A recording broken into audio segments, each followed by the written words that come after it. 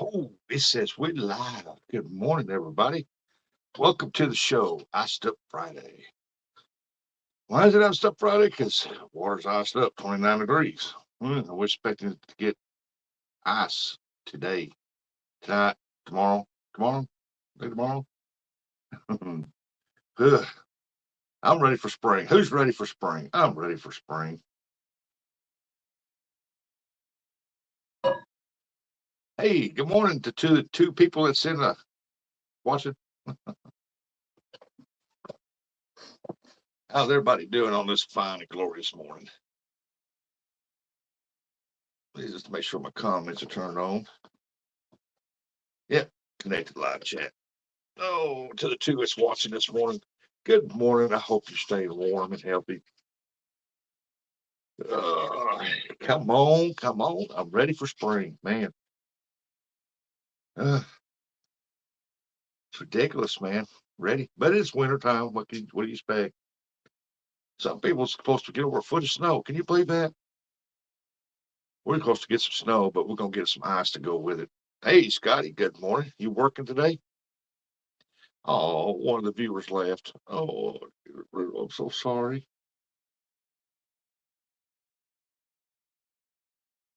This is just a morning talk show to help people get woke up and getting ready for work, getting ready to, they're getting off work and just enjoying the morning, just relaxing, talk about anything and everything.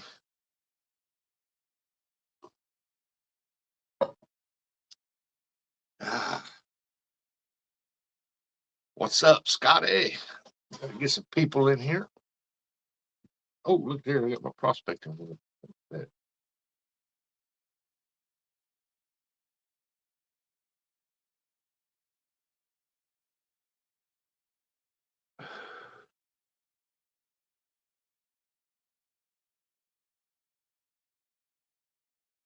Oh, I tell you what, 29 degrees. 29 degrees. Come on.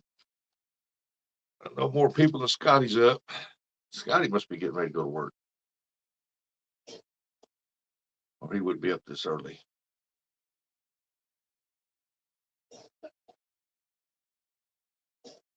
Uh, this is the original time I'm supposed to go live.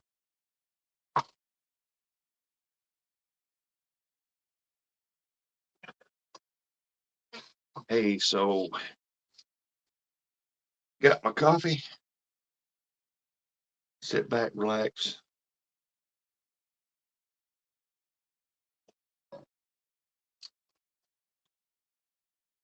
It's gonna be one of them cool days, man. But we're not supposed to get no precipitation today. It's supposed to move in tomorrow.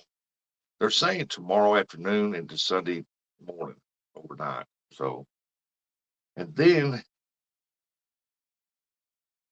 relax, don't go to work. Yeah. Morning, Mr. Terry. Terry B. Stay home. That's right. Relax. Don't go to work. Stay home. But today's supposed to be a pretty decent day. Wind up being a decent day. And then, it's always quiet before the storm. So the storm is supposed to hit, I think, Saturday afternoon. Who knows? Some places probably get it tonight. But they moved us up to where we're going to get a mix of ice and snow. So who knows? That was the weather according to yesterday. But, over a 12-hour period, the weather does change. Leave that up to us young kids. Leave what up?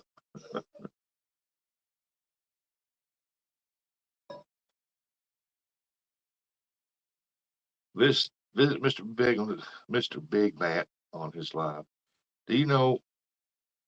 Did you know we met up at Bass Pro Shop, Mr. Russell? No, I didn't know that. I didn't even know Matt was live. Last night I was tired and everything, and I set up and I went to bed early, and then I got woke up.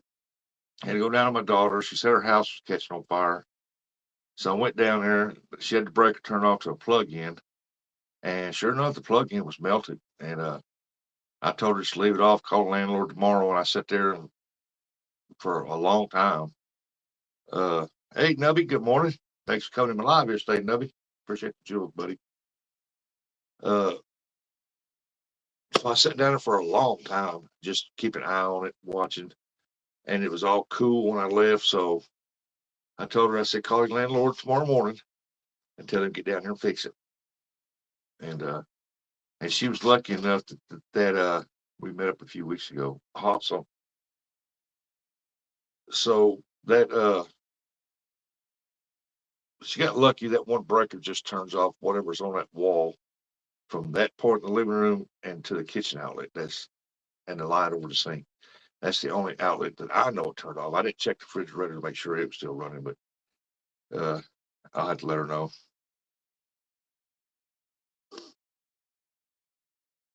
You know, Big Dog.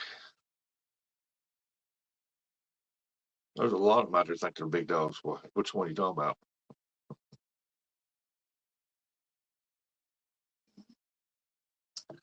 Terry, you didn't know he lived the next town. Big Matt, that's my little brother from Texas.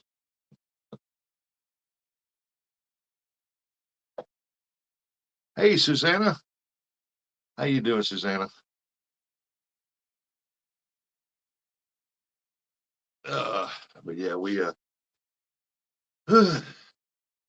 gonna be cold, and I tell you, it's gonna drop down to the teens. Yesterday, it got up to 44 degrees.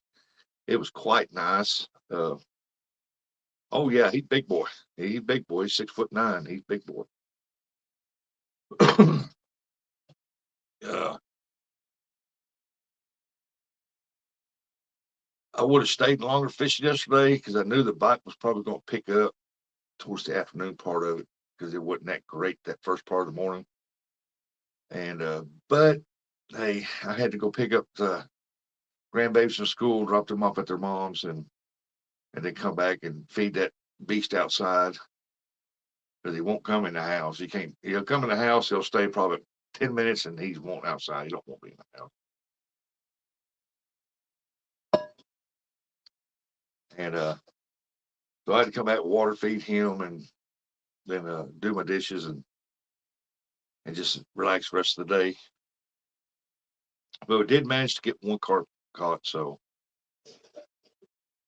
that's a good one for January. You tell them fish were slow, didn't hit the rod like it should have. That rod should have been, like doing it right there, but he was just sitting there.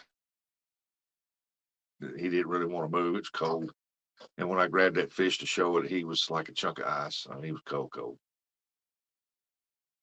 But it was exciting. It was fun. When I got there, the ground was froze solid, which our ground don't freeze solid like it used to. It just the top layer of it, inch of it, and then after a little bit it thaws out and it came a slop mud mess. Well, we did manage to get one on the bank. We got 4 people here watching, making it real easy on you. Are you expecting to get snow? I know weird Texas fixing to get hit with a bunch of ice and snow, ain't it? Northern part of Texas across here, about midway up. Man, when you think of Texas, you think it's hot year round down there. South Texas might be, but Scotty said no snow for me. No, not today, but you're gonna get some.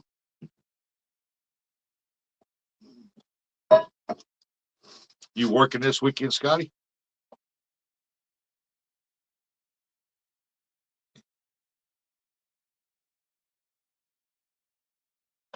Me, I'm gonna keep my butt in the house and hibernate like a bear. It's supposed to get down to teens for high next couple of days or something like that. Stuff ain't for me. Might have to buy an RV, become a snowbird in the wintertime, head out towards warmer weather. Go where it's warm. Doubles all weekend again. Wow.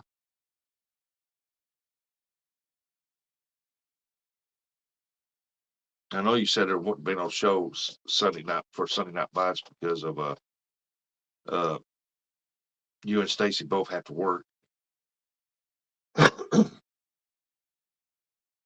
But of course, who wants to go fishing and all this crap is fixing to happen? If you're going to go fishing and you have to drive on ice and snow and it's blizzarding out there and stuff, and you just got to go fishing, no, you don't. Stay your butt home. Keep off the roads. You be safe, and everybody else can be safe too. I mean, there's no sense going. Stay at home, relax.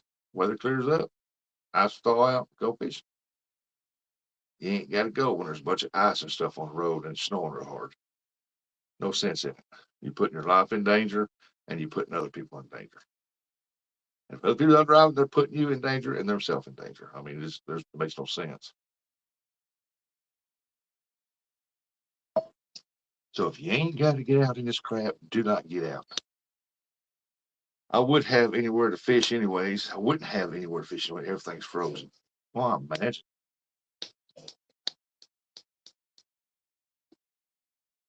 Like people ask me, say, how come that water there is not frozen? Because that water runs all the time. It moves. Now it will develop ice in the pockets that's sitting still in the calm spots around the edges or whatever, but out in the middle it stays water running constantly. Imagine there's a lot of people out there frozen. Hey, you can do some ice fishing. Hey, look at there to go sit on some ice.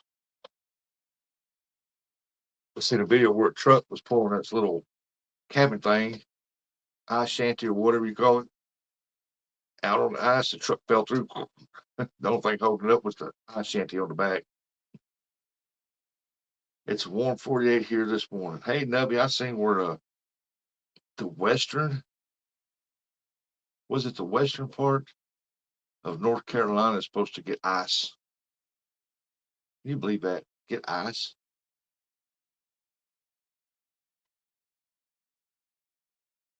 Everybody thinks the Carolinas is normally warm. South Carolina, North Carolina.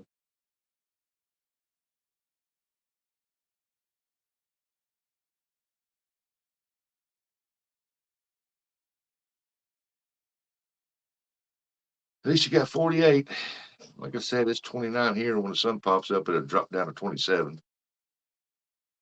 I didn't look to see what the high was supposed to be today. But they are called for 100% Saturday and Sunday. Snow. Yeah, they are going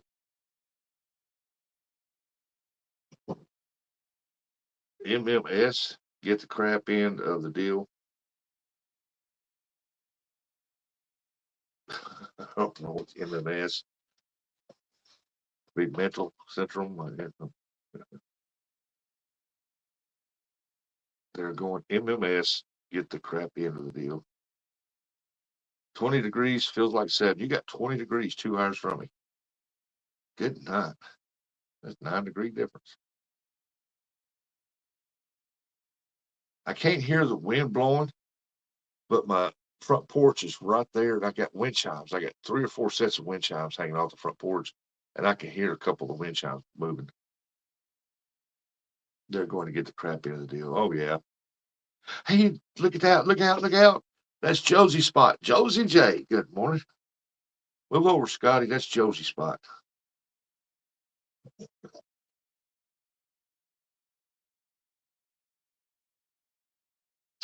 How you doing this morning, Josie? You got your coffee? Awesome.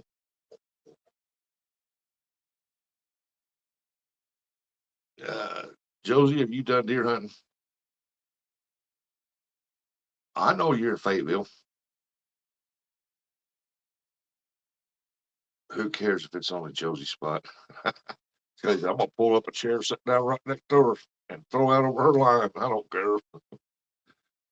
Not ready for the snow. I imagine not. Josie lives up north from me too. I don't know how many hours.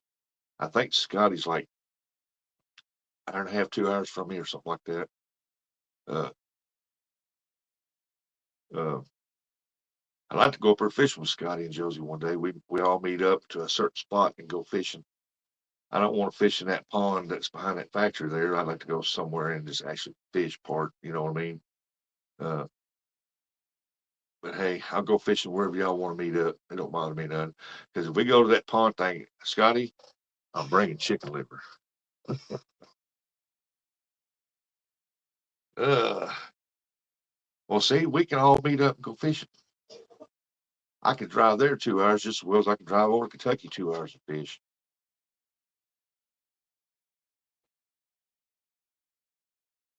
Josie, you need to get your Kentucky fishing license. It's like $55 for a year.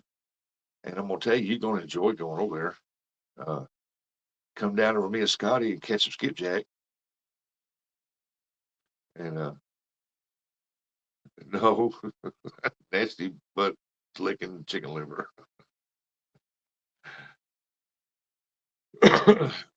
But anyway, you come over with us and we can teach you how to catch skipjack and have fun doing it. Uh, we can uh, go over to Cumberland or something and throw out some rods, try to catch some of the big giant blues over there. Scotty, how long does it take you to get from your place to Kentucky? I don't remember. Is it like if you cut across, it take a couple hours, 2.5 hours? It takes me 2 hours to get over.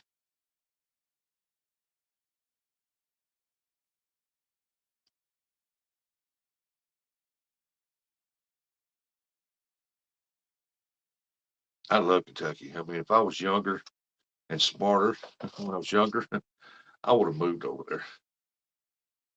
I'd have been living right over there between them two dams over there somewhere at 3 hours.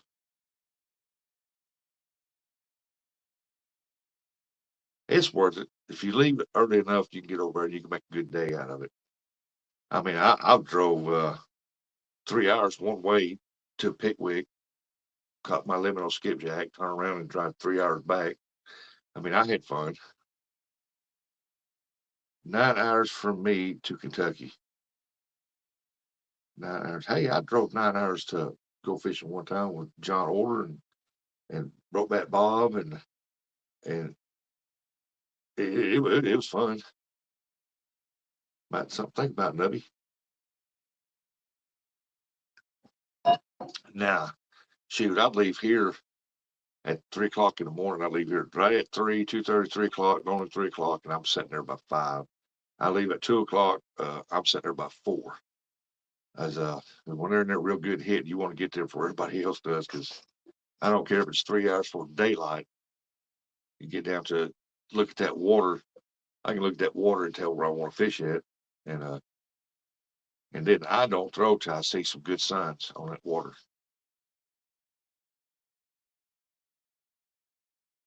It's the drive back that sucks after you have fished hard all day. Uh, they changing the rule. It'd be 100, just 100 of them. Uh, it was 500, and I think they reduced it down to 100. I'm going to double check that and make sure, but I did see to where the Kentucky DNR has posted a deal, and because I am signed up on one of their deals, that way I can get information, and they're supposed to change that to 100 skipjack.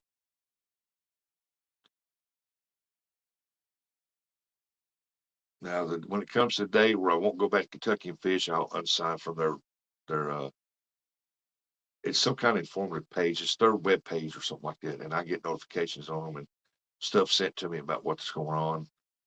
Uh, so I just go with what they tell me. Yes, 100 per day. Oh, there's a Dorn. Hello, Sandy Toes. Good morning or good evening to you. Yeah, it's 100 per day.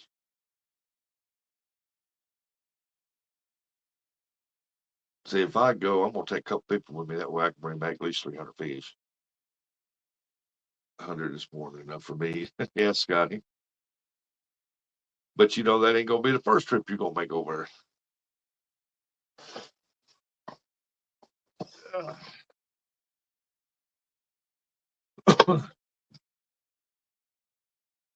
Gonna be the first trip I'll make over here. I'll make several trips.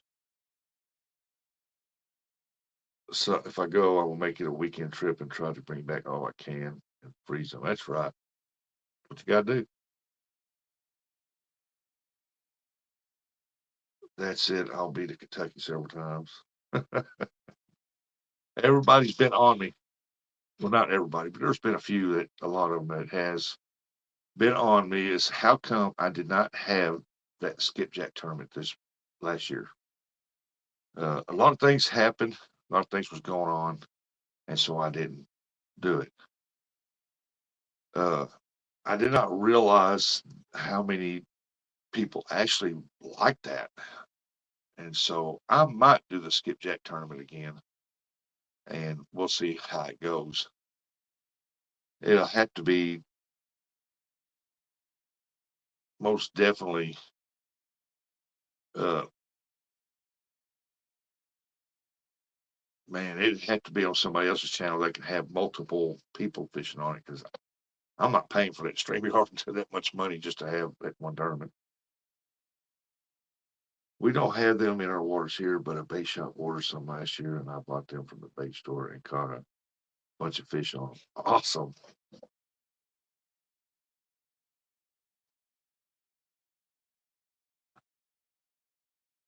That's in North Carolina, right? Because in South Carolina, you can't use them because they're not native to them waters.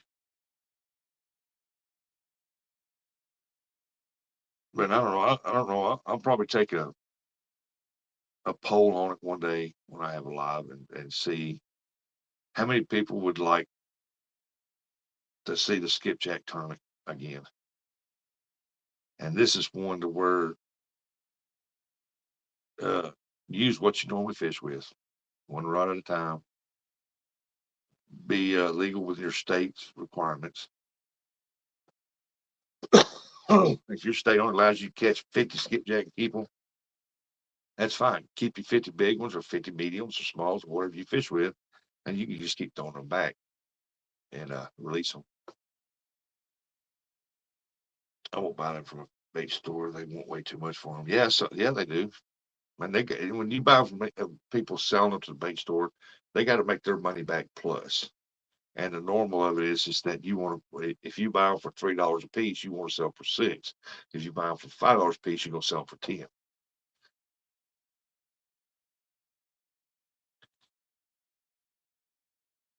I want to catch a gar. The only one I caught, I snagged with a popper.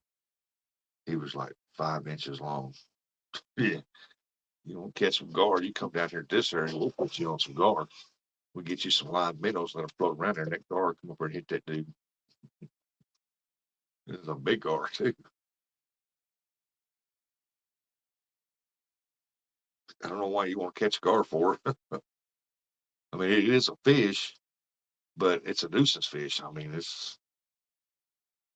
they're fun to fight, but it's got too many teeth. I've had one grab me behind the leg in the joint, rip me open, grab me on my hands, gill plate, slice my hand open. I'm like, man, them things are just, they're worse than walleye.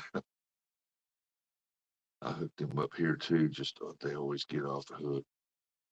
Well, there you go. You felt the fight.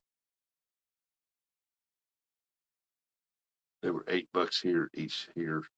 I think they were selling them, I don't know, between $6 and $9. Now you go up further up north, it's like $10 to $13 a fish.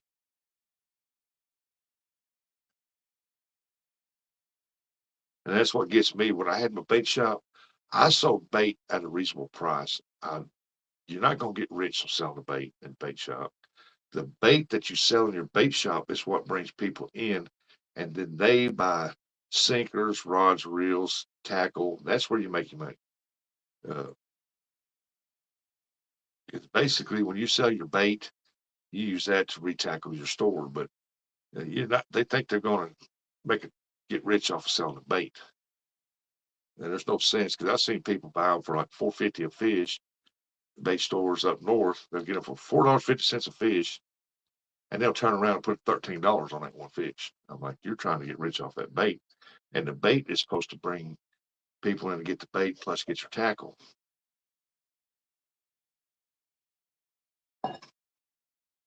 Hey, if that's what they're getting, that's why a lot of people drive down here to see me.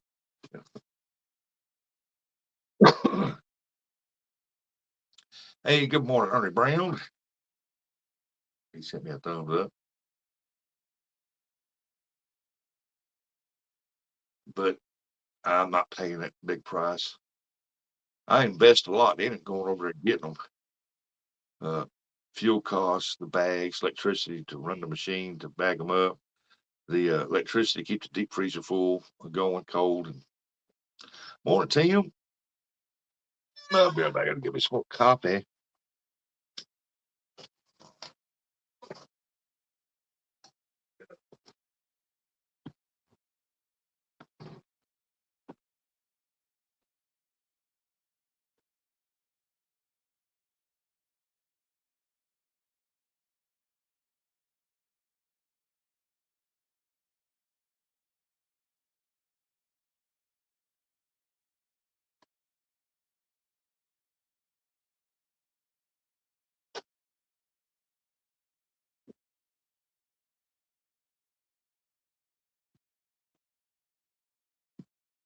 Yeah, even today, I still have people want me to open up a bait shop.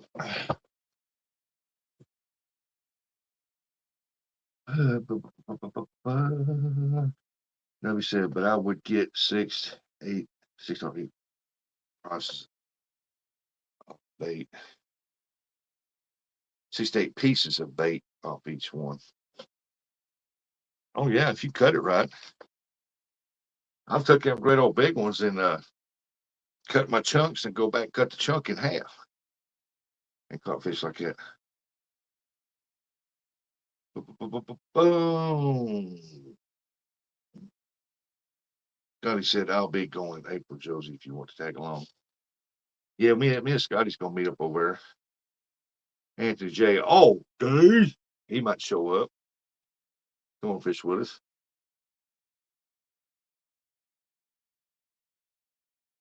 This time dropped down to 28. Sun must be trying to pop it up. I don't see no light. But yeah, well, me and Scotty's going to go over there. I'll bring my granddaughter over there. She wants to go fishing.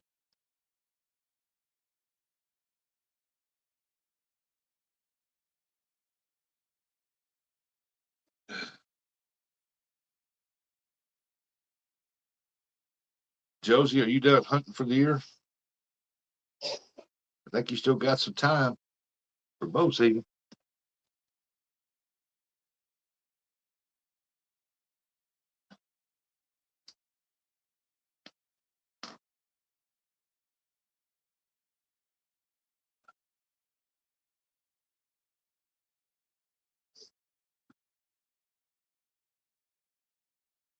Oh yeah, season is over. Yeah, it's January, ain't it? It ended on 15th, didn't it? 15th of January.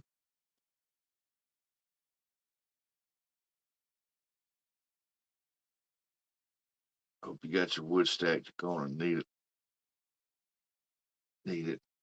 It looks like ice your way. Whose way?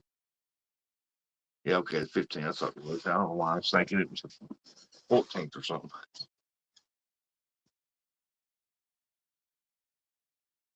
He will get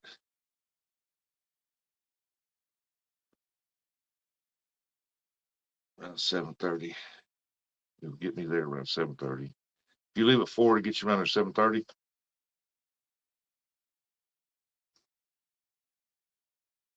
Yeah, we're supposed to get ice. We're gonna get some snow, but we're supposed to get ice too. So they changed it. We supposed to got up to 10 inches of snow, but now they changed it to ice.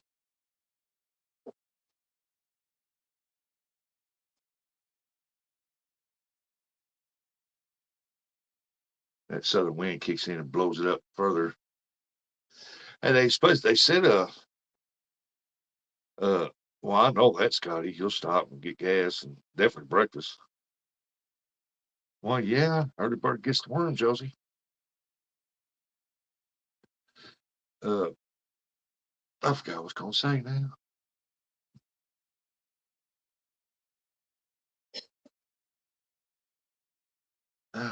What was I gonna say? Heck, I don't remember. Hey, there's Mark. Kept fishing crappie. Good morning. 11 minus 11. Good night, man. It's better you than me, I guess.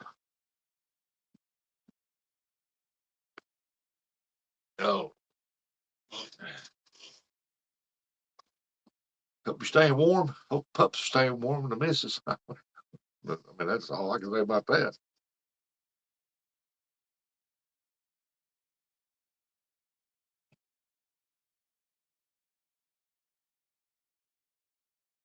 Yeah, Scotty, now we're going to be snowed in. Yeah, y'all going to get more snow than what we get. Definitely. Oh, I know what I was going to say. Y'all want, Scotty, y'all want to be listening now because they said that there's going to be snow thunder. I've never heard thunder when it was snowing, but they said it's supposed to be thundering sometimes when it's snowing. And so it might be closer to me, but I'm gonna check it out. I've never seen it thunder in a snowstorm. Never.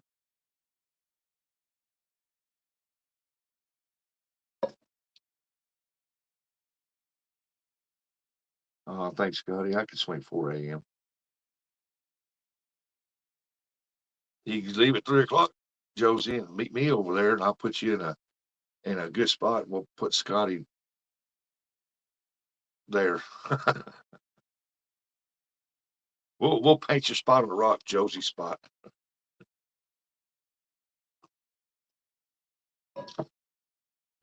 Mark said, "Yeah, we get winter thunderstorms here. It's freaky."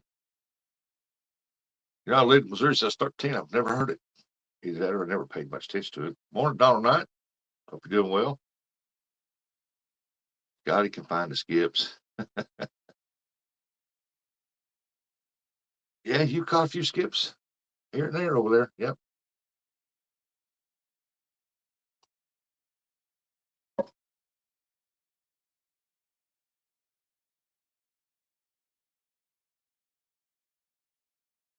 If they in there, you're gonna catch them. That's for sure. Just with skipjack, man, you've got to during the day they change the biting, how they attack the baits, and you've got to change your technique. You use the same rig setup, but you have to change how you fish it, and you can still pull them out there. But when they're in there real good, they're hit hot and heavy. It don't matter what you throw, how you throw it, how you work it. If it comes by, they're gonna nab it.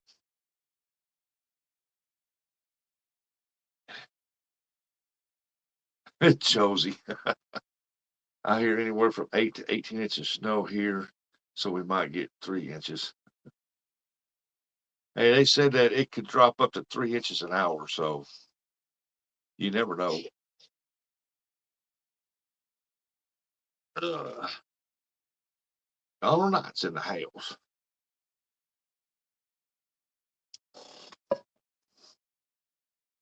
Uh,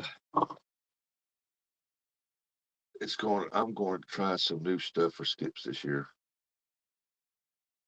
Hey, that's awesome.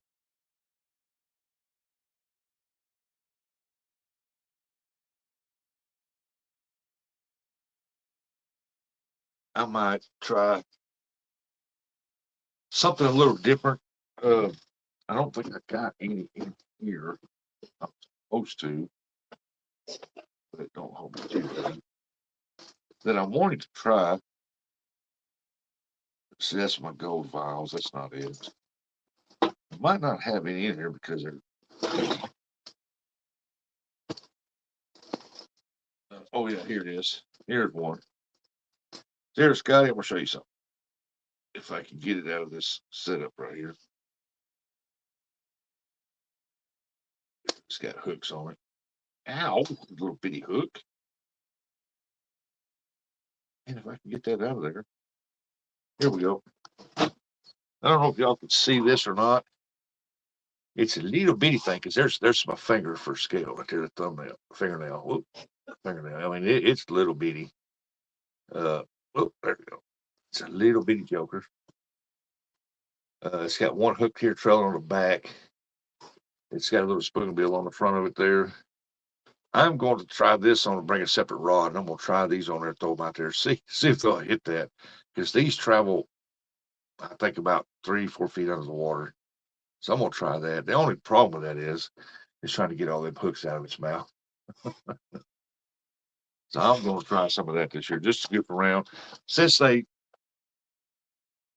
I'm going over there and I catch my 100 skipjacks, big ones that I wanted, right off the bat, I'm still going to make a day. I'm going to have fun with them, and so I'm going to try different stuff. What are you throwing that on? 4 pound line? No. Ooh, that skipjack snap 4 pound line like that. 20 pound. If I put that one on, I'm going to reduce it down to probably a 10 pound, but 10 or 12, probably a 12, because I'll be catching one at a time.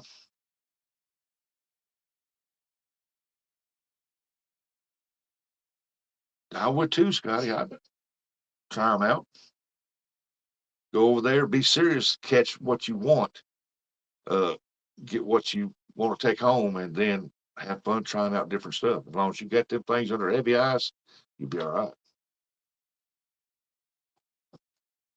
right. Sometimes I go over there and I don't even need them. I got deep freeze full. I'll go over there just to go over there that morning and catch me about 7, 8, or 9 of them, and then I'll go someplace over there, I'll probably on the Cumberland, and go catfishing. When Scotty uses 10 pound, uh, if he ever catches 3 or 4 big ones at one time on 10 pound line, he won't use 10 pound because he'll just snap that line. But if you store them one at a time, uh, 10 pounds perfect. 12, actually 12 is better, but I got some 12 pound test line here. I'm gonna put on a rod.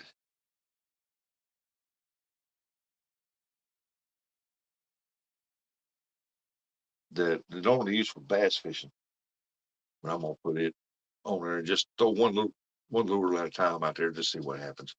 Because I do believe that they'll hit that thing and it'll be fun. Whoa, look at that! They got one out. I use 12 on my bass bow, so that'll do. Yeah, as long as if you got like 3 jigs on there, 2, 3 jigs on there on 12 pound, you're doing all right. If you put any more than that on there, and say if you put 5 jigs on there to throw out, you catch 5 of them that's over 2 pound or better, they're gonna snap your line because you're fighting all that heavy current, and plus you got the weight of those fish, and then you got the torque that them fish are putting on it trying to swim away. I would run a loop knot with that bait. With the one I showed you,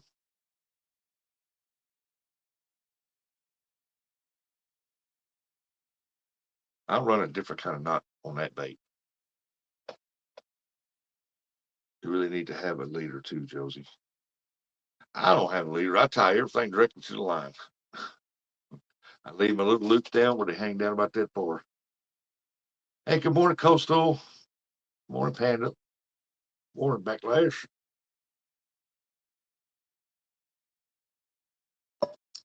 Jody, you come over there and you fish or skipjack. Oh, yeah, you're going to fish with more than one. We're going to hook you up. Coach, let's get ready for work.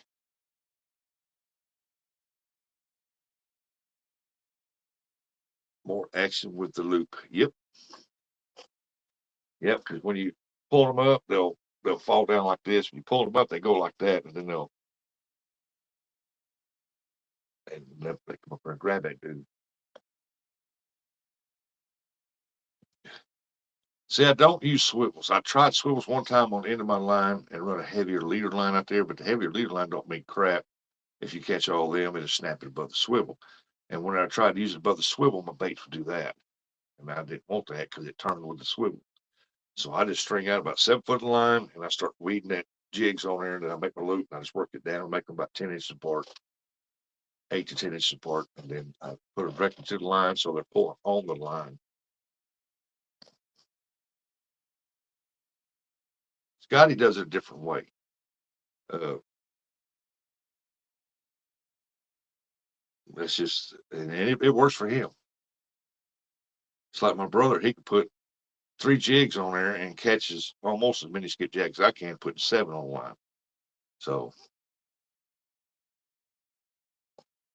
and where I'm sitting there working my jigs, catching them, he just throws out there. He's lucky, he just reels it in and catches them.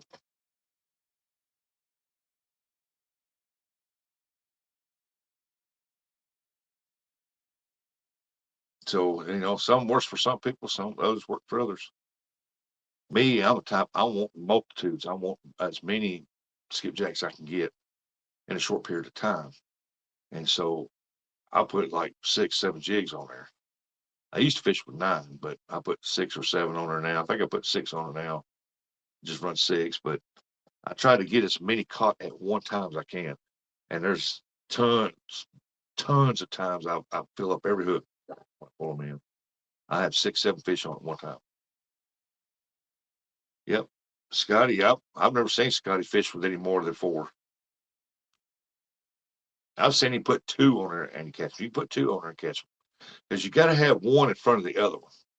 It makes it like they're swimming together or chasing the other one, and they'll come up there and grab it.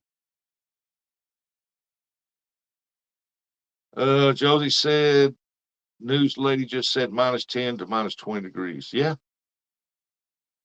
Like I said, we're supposed to be low teens.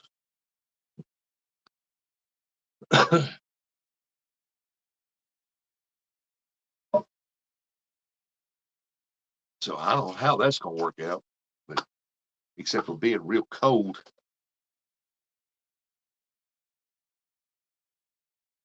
Hey, it's wintertime.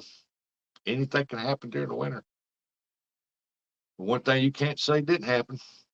We've had a very mild winter so far, but you knew it was coming.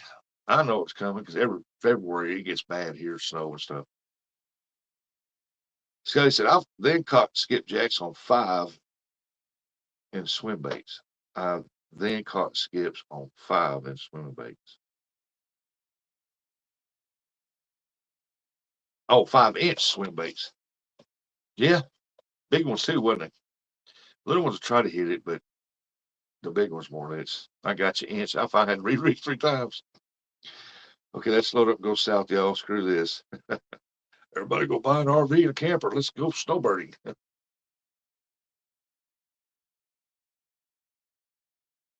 You know, that'd be weird. You go out west, Arizona, over by Quartzsite and over there, and or you go to Florida down to the trailer parks and all them snowbirds down there. And when you pull in, uh, tell them, okay, the vultures are here, or the hawks are here, or whatever.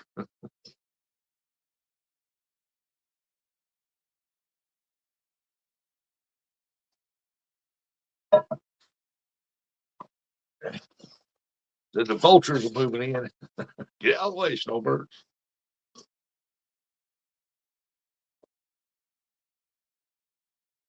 Uh, they'll all be moving back down here in the wintertime. Well, we got to get away from down there. Inch, inch, inch. Scotty keeps puts inch in there. If you got an inch, you better scratch it. I don't blame you, Josie. That's why a lot of people, when they get older, they move out of these areas, move where it's warmer climate. Honey and stuff. What's going on, buddy? That old honey and stuff. I'll swap. It's hot as hell here. Well, you're in Australia. You're down more close to the equator than we are.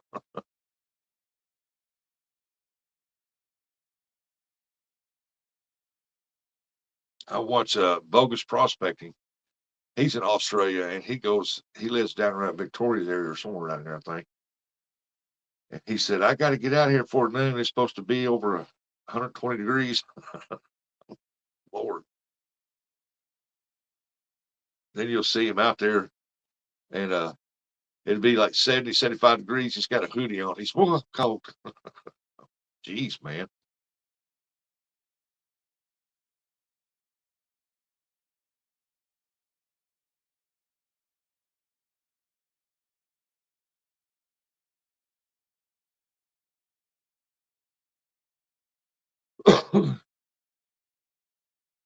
I think Australia is a beautiful country.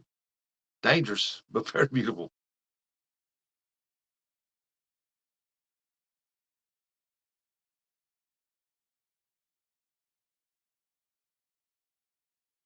As far as animals go, I think Australia is about as dangerous as Africa as far as animals go. Yet we've been having heat waves lately. I think 113 of the day, expecting 104 tomorrow. Woo! Just said I'm building a snowman for sure. I know I asked my grandson, I said, hey, bud, it's supposed to snow this weekend.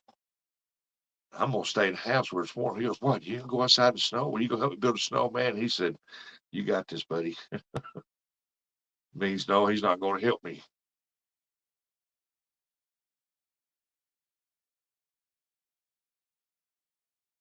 I got a picture somewhere with me, my sister-in-law, the baby sister-in-law, the youngest one.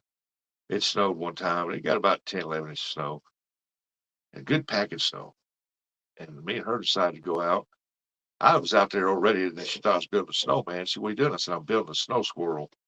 And this squirrel was taller than me. I mean, it big, it had an arched tail like that, fluffed out. And it looked like just a big, giant white squirrel. It was pretty cool. We got a picture of me and her standing in front of it. They said dry snow, so maybe I won't be able to build a snowman. I won't be able to build a snowman. I got a picture here. That's what I want to do in spring. I want to get back up there and catch some more of the crappie bling bling. Look at that. You know, see the TV? I want to catch some more of that crappie bling bling. Got one on each finger to go down to my elbows almost. Look at that. Trying to get the glare off of it. There it goes. Now, they have some beautiful black crappie right there now. Beautiful. That sausage post pictures of it, Rustic. They said dry snow, so maybe it won't be able to build snowman. If it's dry snow, no, it's got to be a wet packing snow. And stuff said, I don't think we'll get enough snow to build a snowman. Well, I think we're going to get enough ice that we can build an icicle.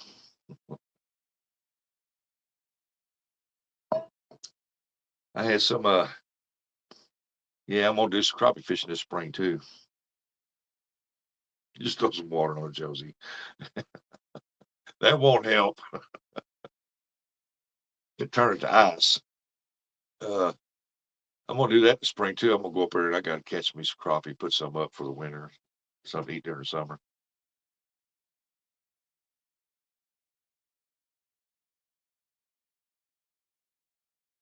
Right now, there's a bunch of them up there on Walker right now. It's got the live scopes, and they're up there every single day going around these brush and stuff and pulling these big slab crappie out of there.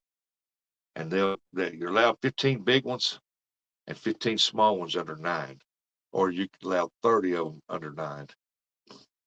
And they don't keep none of the small ones. They take that live scope, they go through each brush pile, and they look, and if there's some crappie down there, they start jigging. They pull every one of them out, move the next one, and that's every single day. I'm like, dadgum. He said, you've seen that guy up here every single day in that boat, and you ain't checking his deep freeze because you only allowed 60 fish in your possession. I think Sandy wants to come up here.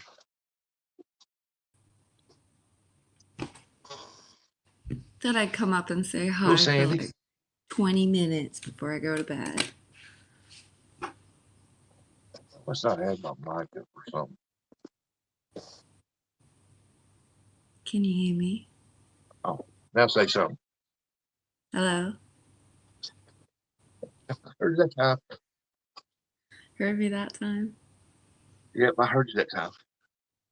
I thought I'd come up and say hi before I go to bed in like 20 minutes. Well, I appreciate that. Say hi to everybody. Yeah. Hello, everybody. Give the spirit fingers. Jazz hand. Hey, Snake, welcome in. Hey, Snake. Yep, you got that right. I'm not the best, Scotty. Don't be sprouting that rubbish. That's why the crop population is dropping and the small crop are staying small. Yep. Scotty, I started a Walker fishing page, up a crappie page. I turned it over to the guy and I opt out of it. And I go in there. They don't realize or think, they don't know that I was the creator of that page. And then I'm with another one. And I sit there and watch these guys brag about how many of these big crappie they're catching. They're biting, they're on fire. No, they ain't. You're going around each brush pile and pulling the big ones out. A friend of mine went up there. He went fishing up there the other day. He said he couldn't catch jack crap. It's a small one. Backlash. What's going on? Good morning. What a beautiful co-host you have. Hey, Backlash, welcome in. Good morning to you. Morning, Ernie. Morning, Ernie. It's 10:30 p.m. there. It is 10:30 on Friday night. I have a huge weekend in front of me, so I got to get some sleep tonight. Can't stay up Working forever or and entertain. working or partying? Hmm? You working or partying? Working. Working. Huge Everybody's working this weekend. international, I have a big international designer meetup tomorrow and what's that? Saturday, Sunday, Monday, 3 days. Essentially could earn a year's earnings in 3 days. So I gotta get my sleep. Heck yeah. Yeah, I know. Go work smart. Get up, put your finest clothes on, your makeup, get your hair done, and walk in there, leave out there a millionaire. There you go. No, that's not how it works. You just dropped Dad off at Scotty's. school. Hey? I thought about getting a live scope, but it didn't. But I didn't want to take the fun out of fishing. Yeah, live scope's okay. I like watching the jig go down and the fish hitting it, but it's like, to me, it's like you might as well drop a stick of dynamite there, let it sink to the bottom, boom, and the fish come up or shock it. I mean, it's just Yeah. you're taking fish out of there. You're taking the fun out of fishing when you're doing that, because you're not actually just having to search for the fish and find them. You just pull up. Okay, there's no fish here. Let's go to the next one. Well, there's one right there. Let's get it out of there and let's go to the next one. Yeah. I don't mind using the live scope to find out the terrain of the bottom. Um, I don't necessarily use it to fish. Be Yep. safe, Josie. Okay, Josie, have a good one. Be safe. Don't get out unless you have to. Sandy, I'll be right back. I gotta go get my grandson up. I gotta get him home, get him dressed for school. I'll Perfect. be I'll be right back. Just leave me at it. Waiting to party until I can do it with you? I don't know about that. It's the Sandy show now. It ain't the Sandy show. I can tell you that much.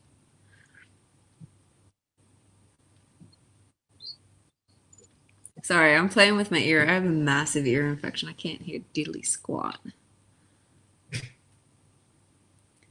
You dropped Panda off at school. What grade is she in this year? Oh, I forget. You guys don't swap school years until halfway through the year, do you?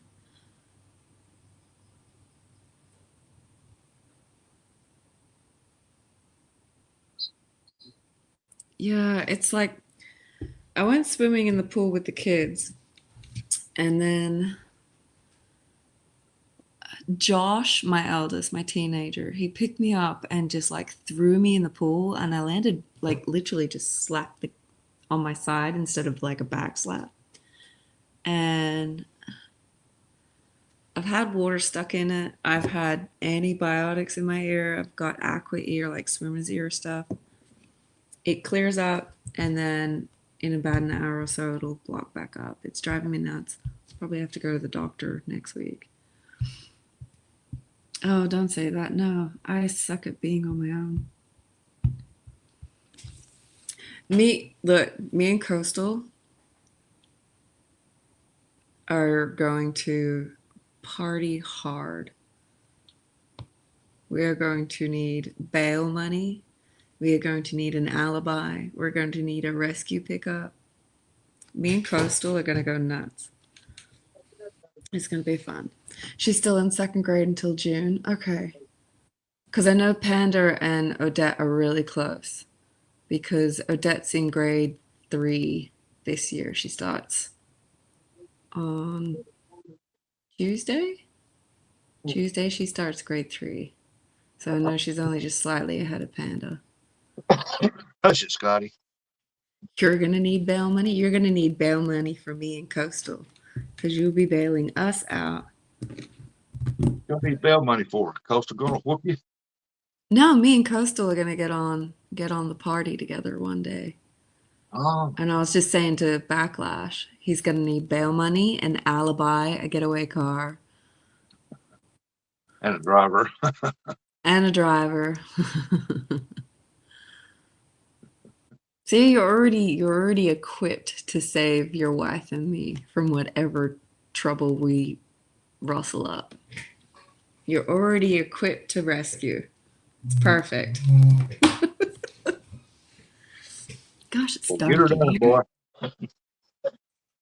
Man, that wind's blowing out there. It's like, shoot, it was 27 degrees. I bet that wind blowing, it's probably about 13, it feels like. Oof. You need your thermals on this weekend. Especially, I think I heard some of you are getting like a snowstorm coming through. Yeah, a bunch of us across states here is getting heavy snows, deep snow, ice. It's our winter. Perfect. Is it typical to get the snowstorm right before winter kind of breaks? Oh, yeah. Okay, fair enough. Winter's Yeah. last hurrah. That's what we call it. I mean, we used to get snow and have real winter here from, say, starting late, end of October, November, all the way up till March. Mm. But now it's just last few years, the only really winter we've got has been in February. Oh, really? That's when we got our most snow was in February here around this area. Wow. I better stay away from that. That's boring. You can't stay away from that hunting and stuff. You got to bring your whiskey, remember? 250-pound bear. Woo. There's bears in Carolinas. I know where you live. No, thank you. I'm quite safe without a bear. It's funny, you guys think that Australia is deadly, but we don't have like massive predators, land predators like you guys do. No, you just got stuff down there that bites you, kid. Yeah, but like we might have like the top 10 deadly snakes and stuff like that, but I I can't say that. Since I moved back out here, I've seen two deadly snakes in a couple of You got weeks. a spider down there that has a fetish for shoes. I mean, come on. It The gets any shoes redbacks. that you put in it bites you. Like, The oh, it's redbacks, yeah. It's number one rule is before you put your boots on, you stomp on the toes. drink as much as I used to do. Well, you said regular bear's 900+ pounds. Wow. Black bear. Don't drink as much as you do. That's fine. State record is 900 pounds. Cool. That's a big bear. I would die.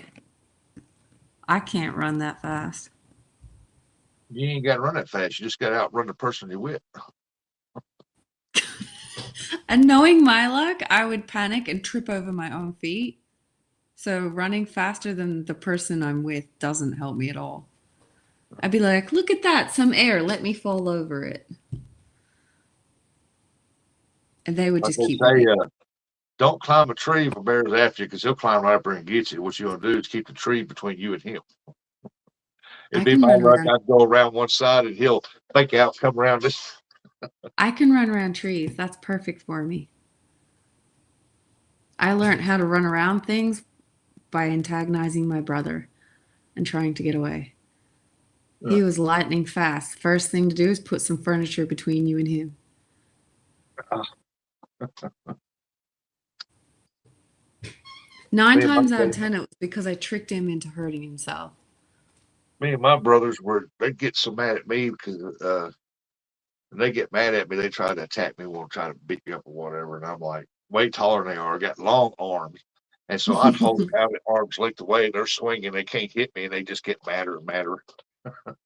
That's And I'm sitting funny. there laughing. So No, the I learned fast not to antagonize Matthew unless I could get away. Because the one and only time he actually got me, he shattered this arm. It got broken in so many places. uh, And I was like, all right, that's the end of getting caught. well, that's what he gets for swinging into a chair that you're swinging at him. No, he clipped my feet out from underneath me and I fell into a door Oh, and just shattered my arm around the door. If you're with Doesn't work backlash, I'd good. be trying to pet it. There's something wrong with you if you're trying to pat a wild bear or just a bear in general. You know how to keep a bear from attacking you? Carry a ham sandwich. How is that going to Comes up- make any difference? When he This comes up isn't to you and Yogi. he looks like he's fixing to charge, just throw him a ham sandwich while he's eating. This You isn't walk away. Yogi Bear. You can't just throw a picnic basket at it. Hey, I physically am the ham sandwich in that scenario. Throwing a ham sandwich ain't going to do dilly squat. no, he while he's eating the appetizer, the main course is going to be running away. Or trying to run away at least. Yeah, I'm like you. I trip over my own feet. Does the bear mace work at all? If you hit him in the You know face, that, yeah, like the mace that they spray for bears. Does that stop them at all? yeah, if you hit him in the face, That's way too close for me. Sandy, your face looks slimmer. Well, they got that bear mace. It reaches out 10, 15 feet. 10, 15 feet at a charging bear seems too close. My face looks More slimmer. I Nate. don't. Nate, you came into my Nate, live yesterday, and I appreciate that. But when you left 2 turtles behind. good morning, Nate. When that water warmed up, 2 soft-shell turtles come out. I was like, they stayed in the shallow. They stayed away from me on that shallow side.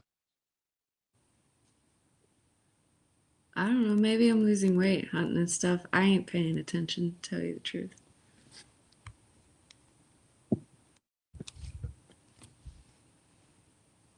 I knew there was something wrong with you. I just didn't think you would.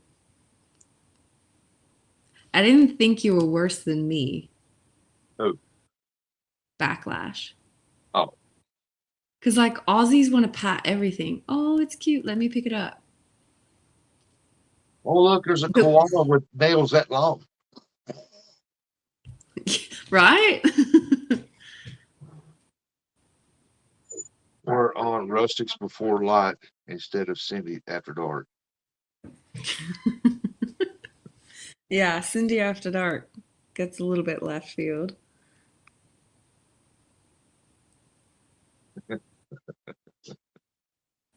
Oh, Cindy.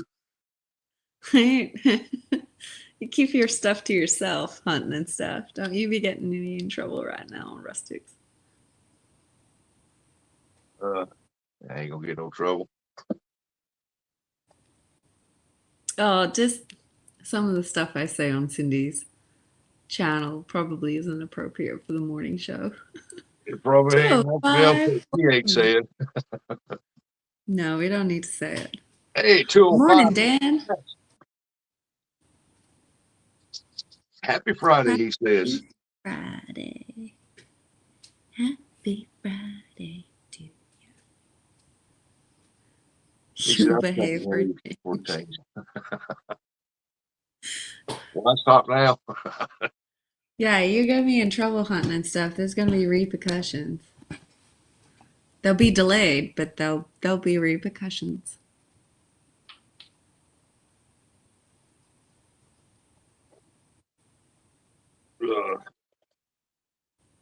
Ah, it's a beautiful day in the neighborhood, ain't it? This error is giving me the shits. You know, my last name is Rogers.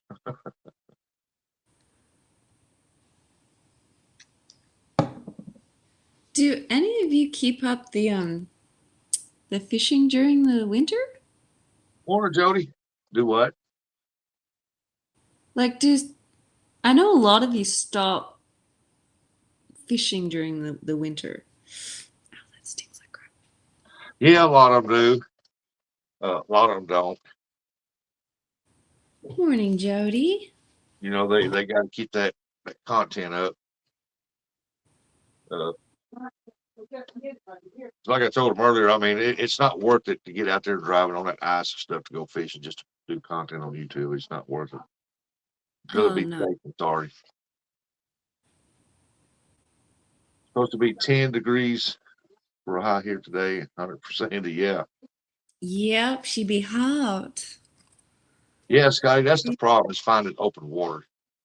Uh, I've seen people out there fishing, and the water would be froze 10 to 20 feet out, and then it'd be open water they throw out there in it. Mm. And then when they go to reel in, the ice cuts their line. I'm like, it's not worth it.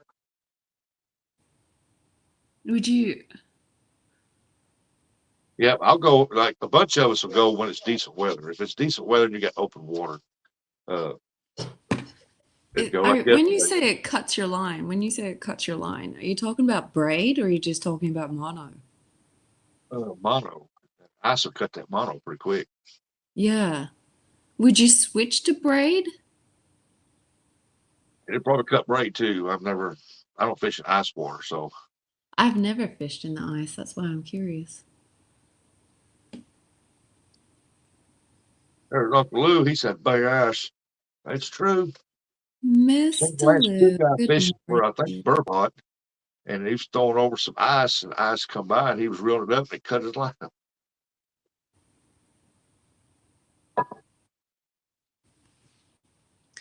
I have I no don't want to say knowledge it of. will cut it all the time, but it will cut it and fray it just like a rock would.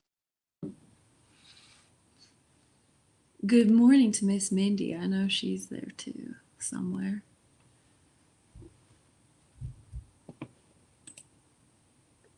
Lou, you got your coffee? And he's probably got biscuits, gravy, bacon, eggs, hash brown, We'll talk about food. or Jimmy Food Dean. makes me get the munchies, and then I go looking for snacks.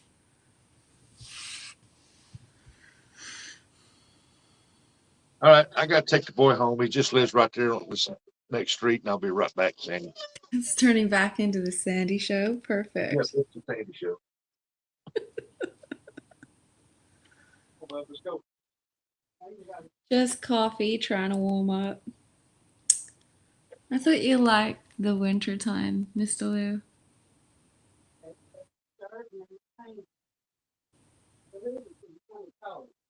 Stay safe out there, Dan. Get to work on time safely.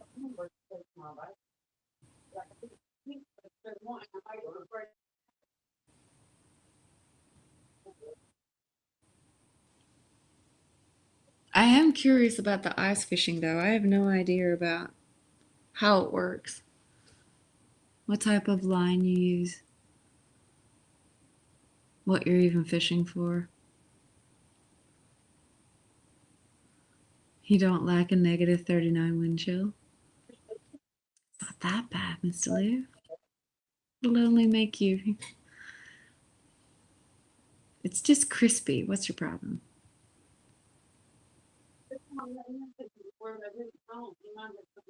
Reaper Run? That sounds like it'll flush out your insides hunting and stuff.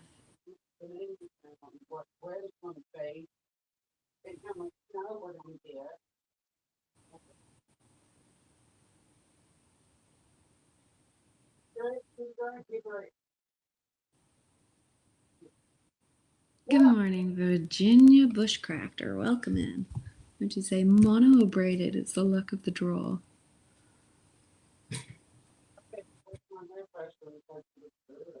Does the ice cut the line? Ice line usually 2 to 4 pound test per panfish. Okay.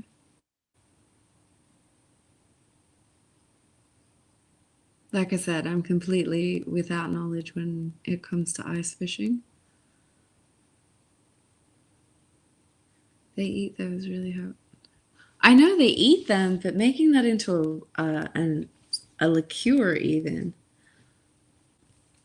I don't know. I feel like it would just intensify the flavor. And I know Johnny can eat those peppers as though it's candy and seemingly come out unscathed. But I just feel like if you distilled it, it would hit his taste buds a little bit different. It's 2 here with a negative 14 with the wind. I would honestly, as brutal as that sounds, would happily trade. By the time we take in our 104 with anywhere up from 60% humidity. We had 60% humidity today, and it felt like I was dying. Never ice fish, but I can imagine ice can cut fishing line.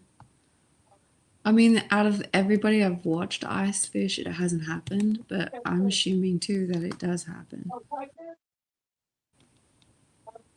Whether or not it cuts it cleanly or it just kind of just like roughs up the line to the point where it degrades. Sitting over a hole, only time it'll cut is if you get a big fish and it keeps going right on the bottom of the ice. Off to the side. So it kind of just shears the line off. Fair enough. We get the same stuff when they braid up against rocks and stuff like that.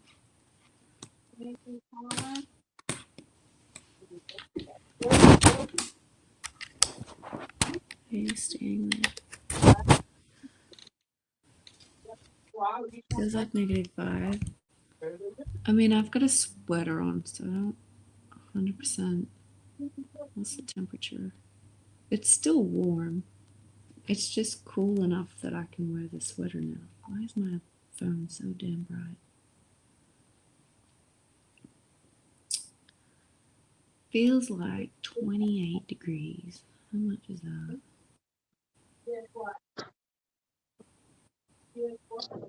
So it's still currently 82 Fahrenheit at 11 o'clock at night.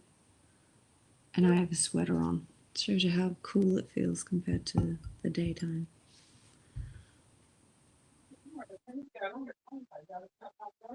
Bottom of the ice hole in quite a sharp as you think.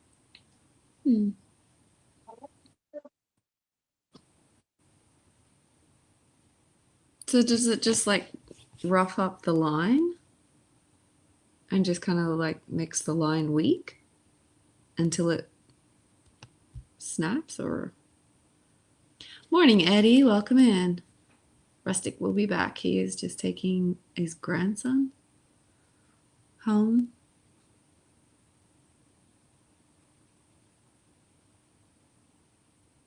-12 real temp here. You'll be happy when springtime comes, Mr. Lou. 82 degrees with a sweater. Well, I mean, hunting and stuff. It was like 113 the other day. That's hot. This feels cold. It's like a sweater, and then I've got a shirt on underneath.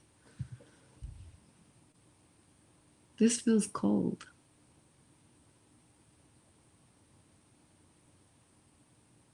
It's 11 degrees, feels like -5. See, for me, I'd probably freeze. I would freeze with that type of weather. Let me do the conversion. 11. That's cold. -5. -20. That's cold. That's cold. I'd be like walking around like a walking, talking igloo. I do not lie. That is cold. I have not actually been in weather that cold. What's it Fahrenheit? Hang on, let me convert that. So the coldest I've been in is 26 degrees Fahrenheit. That's my coldest. Anything below 26 Fahrenheit, I've not been in. There you go. -30. I can't imagine how cold that is. That's right. Staying home with family is so underrated. 26 is a breeze. Not when you're from the subtropics hunting and stuff. 26 would. It was cold. It was like midwinter. It was snowing outside. I was freezing. I was freezing. It might not be bad for you guys, but you guys are like used to it being a lot colder.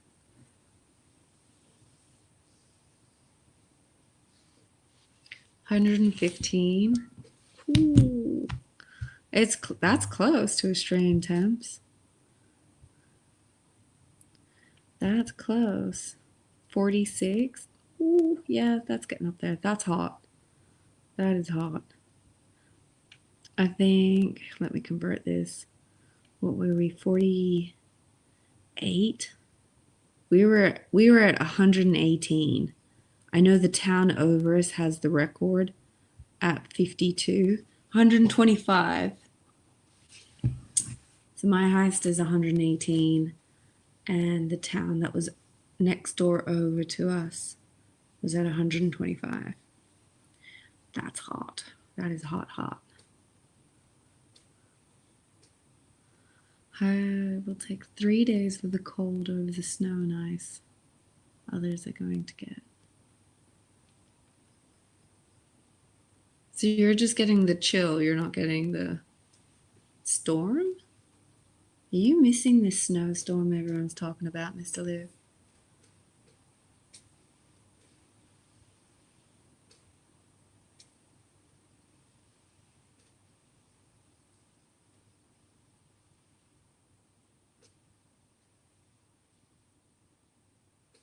I feel like I need to get a drink.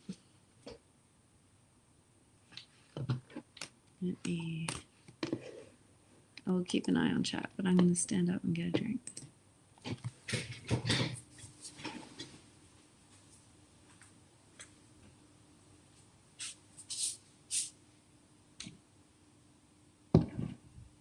I know a lot of your friends are going to say some choice words to you, Mr. Lou, if you do not get any of this storm that's coming through.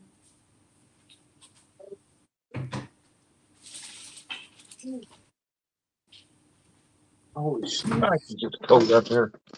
Jeez. Oh, welcome back. I had beat on the door. His mama sleeping in the bed. I had to pound the door to get her up. Alarm clock. My phone's got an alarm clock. Yeah, you need to get an alarm clock that has a bullhorn in it. Easiest way to get an alarm clock is to sleep with your windows wide open, and then the sun will wake you up. Talk about the curtains. No. If you got the windows wide open around here this time of year, you'll freeze to death. They'll wake you up. You'll be like you're shared sleep. Frozen. Fair enough. Sleeping with the blinds, the curtains. My Italian grandmother had a superstition that if you slept with the windows closed, you were more likely to get sick. So she slept with the windows open regardless of the weather. Unless it was raining, that window was open. A lot of European countries have a thing of letting children sleep outside. So I have memories of sleeping on her front porch, like bundled up in blankets on the daybed, and it would be freezing, middle of winter, and we'd all be asleep out on the daybed. I come to Australia and everyone thinks that's absolutely crazy. You go to sleep outside here, you'll wake up and they'll find you next morning with your body all sunk in because all your blood's missing. She just ready to strip your blood.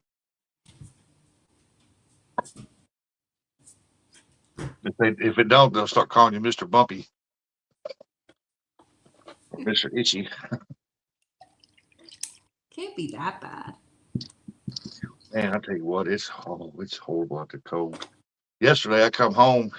That's one of the things I had to do is that down my sidewalk to my house, from there to the main sidewalk where I parked the cars, and then out there right in front of my house here, a little ways on the main road, I put salt out right there.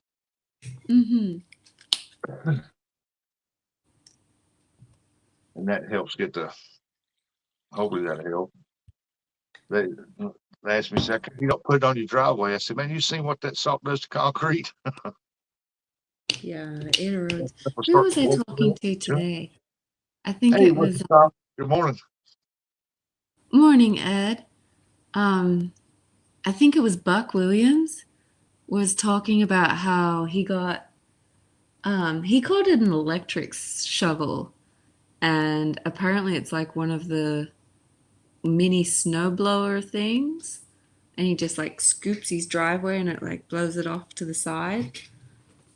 Snow thrower. That's smart. Went to snow start there. I according to the news that I watched last night, it's supposed to start not today, tomorrow afternoon, maybe tomorrow afternoon. Depends if it blows in faster, but supposed to be Saturday afternoon, Saturday night, Sunday morning, Sunday. I don't know about my dance moves there, Ed. You got the dancing, the move. You got the moves dancing around in that kitchen. You got Yeah. the dagger. No, we put What? it. I had my eldest and my youngest here for a week before they went back to school, and we were just doing a whole pile of stupid stuff. And I had to work one morning, and they had full control of the afternoon, and we were dancing around some stupid music. And I thought it just went to my Facebook page, but it somehow linked up to Facebook, Instagram, and YouTube. So everyone got to see me dance. It was slightly embarrassing. I can't wait for it to get to Can't Eric. wait for it to get to Eric. We don't need that. I Can you think imagine Eric driving in that snow? We're gonna never hear the end of it. I think they're supposed to get almost a foot.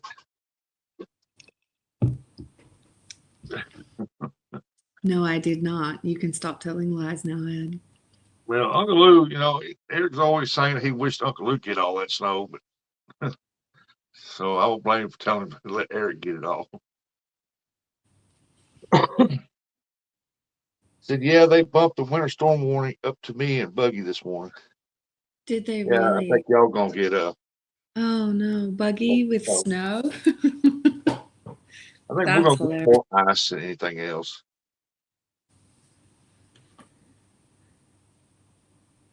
Yeah, the northern part of Texas. That's where it's gonna Really? start. Texas with snow? Hey, Sandy, that's where it's coming from. That's where it's starting in Texas. Texas, Oklahoma. Really? Yeah. Wow. Everything we're getting is coming out of Texas. That's where it's gonna start. Ain't that weird? Yeah, it is. I thought you guys would have had it coming down from like Well, damn right. Let it snow, let it snow, let it snow. Oh, the Eric snow. northwest. I would have assumed northwest. Yeah, in Texas up north, northern part of Texas, the north eastern part is where it's starting and it's going straight across. Is it hitting like starting at like a mountain range? Is there something? I don't know. They've cut so many trees out through here that the wind patterns changed. Uh, Oh wow. and so now it's just more or less biggest part time we just get winds and the rain part and the rest of it when it tries to come down, the winds blow up and around. Hmm. I I just don't think know a lot the about the trees and geography of America, so so all the ice will be devastated. Yeah, Arkansas is supposed to get a pretty good amount of ice, so that they usually get the brunt of it. I mean, we have got it up here to where it's so bad that they knocked the power out a couple weeks. morning, Eric. Troublemaker. You won't be at Yeah, work on Monday? let Lucky it you. snow. Let it snow. I won't be at work on Monday. Welcome in, Johnny Smallpepper. Good morning to you. Morning, Johnny. Morning, Eric. Morning, Gavin. Welcome in. Johnny, Hunting and stuff had a good idea for you. I don't know if he's still here. What's that? Eric, I hope you much get so much. It's asshole deep to a total degree. That's up there, ain't it? Good morning, crazy dirty toes. Now, Mr. Lou. Hey, Gandalf. Gavin, how you doing? Gavin DeFell. That's all I was Sorry, calling went on a break from YouTube, so naturally I am here. Fair enough. If you saw his comment, do you think that distilled chili peppers will affect how it affects you compared to when you normally eat them, Johnny? any peppers that's been cooked, some of them loses the hotness and some of them it reduces the hotness. Not so much cooked. Hunting and stuff was suggesting that Johnny distill them into like an alcohol. Oh, okay, I got you. I And got I'm like, I'm wondering whether or not, because that would change the structure of the heat, whether or not that would affect Johnny finally. And I don't get to sit here and watch him just smash back chilies like they're candy. Eric said they're calling for 16 inches up there where he's at now. That's a lot of snow. Eric, I hope you're warming your shovel handles up. Hey, Lou, He you needs go over there that. and heap them out. He'll have you some frozen Nutty Buddy bars up there for you.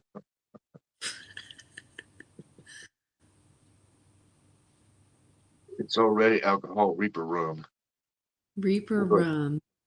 I know what you're saying. If they distilled it, would it still have that hotness? Yeah, does the heat stick around once you've distilled it? Yeah. My brain says yes. Don't eat them. Make your bum go on fire.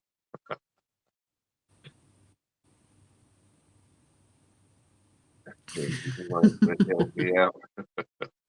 Exactly. Well, they wanted a steak dinner, not a bologna sandwich. Selling stuff. Steak and beer. You was offered bologna and Kool-Aid.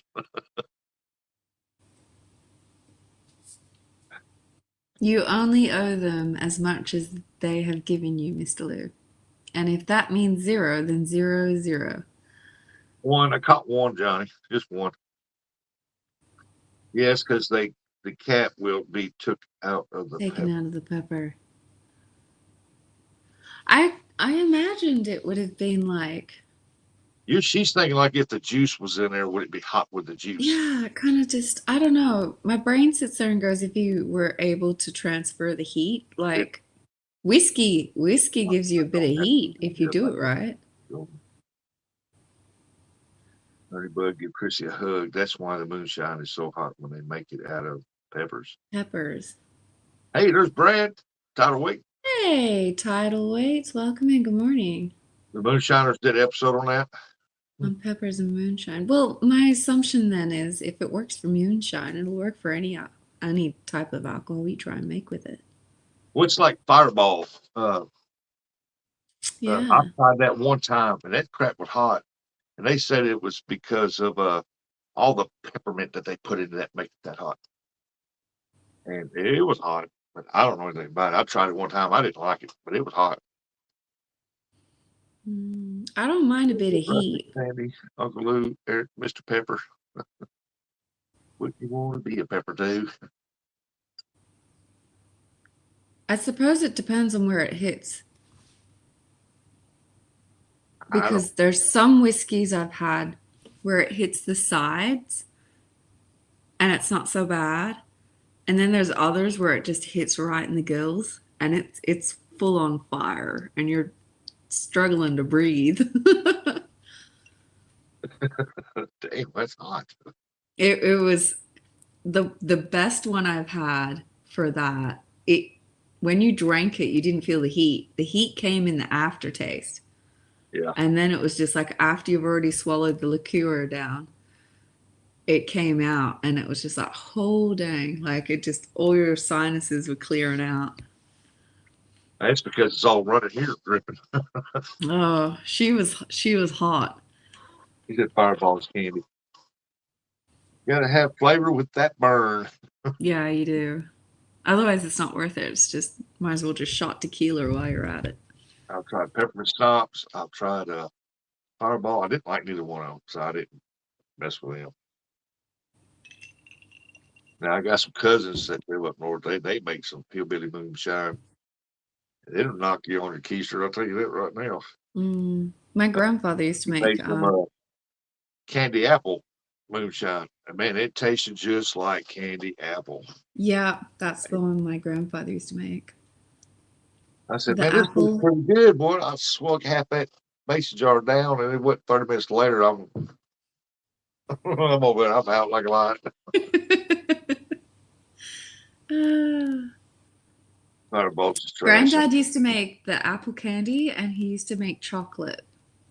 Both of them were, I yeah. like Jim Beam. I Yeah. used to like Jack Daniels, but I switched to Jim Beam back in the day because I just grabbed that fifth and I drank it straight from that fifth at Jim Beam. It's like drinking water. I don't like Jim Beam. Doesn't taste right. Good morning, Bugman. Hey, You Buggy. thought today was I thought, Saturday? hey, I thought yesterday was Friday. I don't know why, because my granddaughter had to convince me and show me that it was Thursday.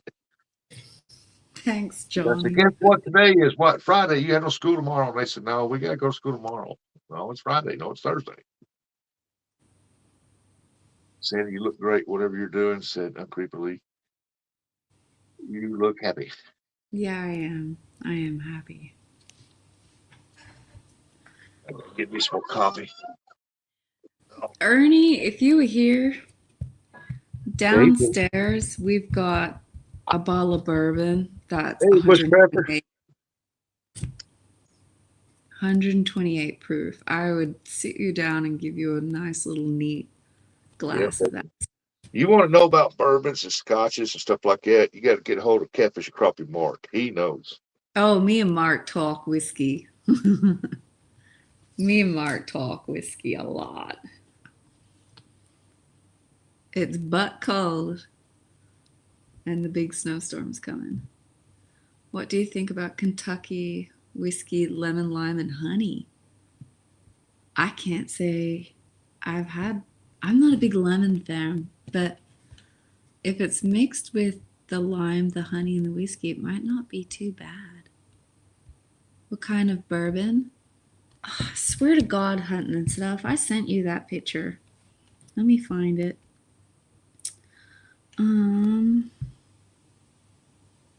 God, I don't even know where it is now. Cindy. It's in Cindy's file. Has anybody ever drank just pure rum like a pirate used to drink? I ain't heard about that, but it's like I've never tried scotch. I would like to try scotch, but I want a smooth scotch that don't take your breath. You've never had scotch? No. And like That's bourbon, I've never tried true bourbon. I mean, you got oh some my whiskeys out there that Lord. says bourbon whiskey, but it's just whiskey. It's not true bourbon. That's what I've always heard anyway. That ain't right. You need to get on that. Well, yeah, I'll have fun and stay safe through the I have storm. like a little collection of jars over the back there. Get some Buffalo Trace. I'm Good trying to taste, find this very picture. Hang affordable. on. So we had one distilled for this property. Still see. Well, I Well, thank you. we You didn't hope get you a and Ernie picture. get better. Ernie's sick too. I don't know if this is gonna come up or if my phone's too bright for this. You know, I've never had that. I've seen that. Ain't that the one where they got like the wax over the cap runs down? Yeah. So we had this one specially made for us. So 128.3 proof. It's got Shimer Lodge, which is my maiden name. That's almost And equivalent to our what's it called? Oh, it's 200 proof. You can get it 200 proof. Everclear. 200 proof? Ooh. So this is it just says Kentucky Straight Bourbon Whiskey, 128.3 proof, I Woodford thought that Reserve. I'm pretty sure this one was finished in oak barrels, and it has like a maple. Oh, Maker's Mark. Yeah, okay, I got it now. I remember now. Maker's Mark. Maker's Mark has the wax, the red wax. This one has black wax. Um, this one has like a maple syrup kind of ashy smoke finish on it. I don't know. I couldn't taste the Everclear. We mixed a gallon of Everclear with about 8 cups of Take care, orange Mr. juice Lou. in a gallon jug, and I drank half of that gallon, and I was drunk for 7 days. Oh, really? Yeah, if my mom was alive, she'd attest to that because uh, she tried to get me up to eat for 7 days, and I wouldn't eat or drink nothing. I just throwed up orange juice and Everclear for 7 days. That's funny. So I couldn't even stand the smell of orange juice for 5 years.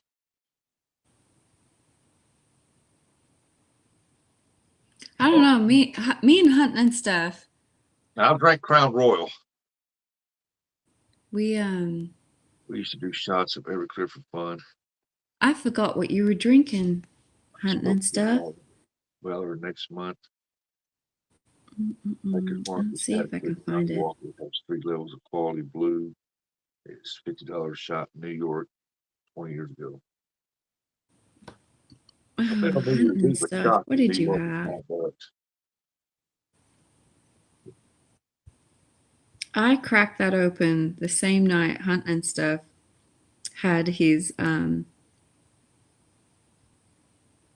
you called it your threesome, I think, Hunting and stuff. I've forgotten what you were drinking. I can't remember Mm-mm-mm. what this Mark drinks, but uh, no, I'm sorry. I don't know. But Yours is a great drink if you can find it. Does anybody know what Mark drinks? He was in here. oh, Mark drinks a whole collection of things. What have I got over here? Yeah, but he has a favorite that he likes.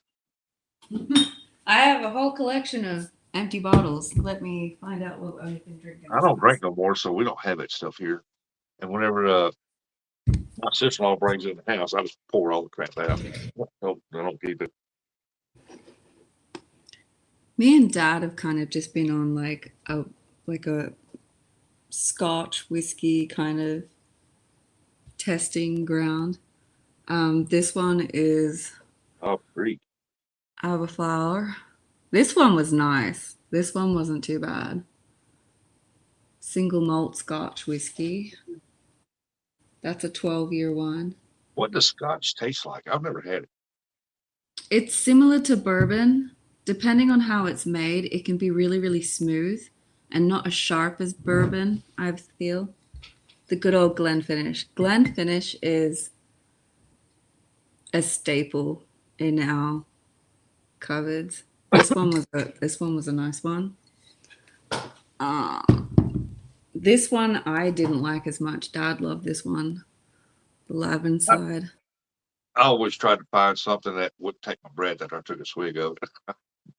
You might not like whiskey, Scotch. Then Scotch can be really sharp if it's not. I see everybody when they drink Scotch, they got ice in it. Yeah, that's just on the rocks. Sometimes Dad will put dry ginger ale. If it's really bad, we will mix it with Coke. I did that with Crown Royal, Dr. Pepper, and it was pretty good. I didn't drink a whole lot of it. Are they the My same? father-in-law, he drank Crown Royal. That's all he drank, Crown Royal. Okay, this is still a Speyside single malt, but it's a different brand. Jody, give me a cherry slush puppy. Now, there used to be a place in Malden called the Hurricane. It was an old mill room. I'm in a Hurricane. It was an Mm. old mill room. They had a restaurant in front, big, nice club in the back, and they served this drink called the Hurricane. I drank 8 of them dudes one night. I didn't remember what happened the next day. I was like, what the hell? How did I get home? It was in a little cup like that. It was blue. It had slush ice in it, and it was it was Hmm. sweet. Oh, it was nice, but it's deadly. Fair enough. Scotch is not nasty, Bugman. Take that back. It's good for your Crown soul. Royal and Cran. raspberry. I have a few Crown bottles Royal of Rye. the collection. Yeah, I drank it, and when the bottle got empty, I put them up. They had come in that little purple velvet looking bag, and Mm. a lot of people use them Crown Royal bags as change bags. My son still does. He got one of mine that he uses. I can't say I've drunk Crown Royal, if I'm honest. Hey, it's all right. It's good for mixed drinks and stuff like that, I'm finding the older I get, the more I mix my drinks, like the more I cranberry. have a hangover the next day. Well, they do take cranberry and inject it into raspberry. There you go, with cranberry. Yeah. Dad wanted to keep these for the bottle. Um, this one has like the labels at the Yeah, front, but there's like a label. The label on the back has a picture that you can yeah. see through the glass. So Dad wants to keep all the funky bottles that we have. Ah, Uh, Blanton's is hard to find in Ohio, but dang, it's good. It has a horse on top of it. a horse on top? Let me have a look. Wow, what's the celebration there about Whistle Stop? Yeah, what you're celebrating? Birthday, milestone, anniversary. Have you finished that Milestone. house? Yeah, so I'm saying you get a house is finished. Did you finish the house? No, no, What am I no, looking we at? got in Bonnet and Black Velvet Reserve. Uh, Blayton. Bushcraft BL. said, I have some of the Wise Man Kentucky Straight Rye whiskey. I've had much better. I was Blayton. going up to J Dog's Hey. and a part of the Kentucky there. I went by this bourbon whiskey place, whatever it is. It stretches for over a mile, it seems like, down through their warehouses, storages, and everything. I wonder if they let you go in there and sample that stuff. Hmm. That bottle looks cool. I would buy it just for the horse on top. Hangover Me or and not me and drinking Dad enough. would buy it just for the bottle.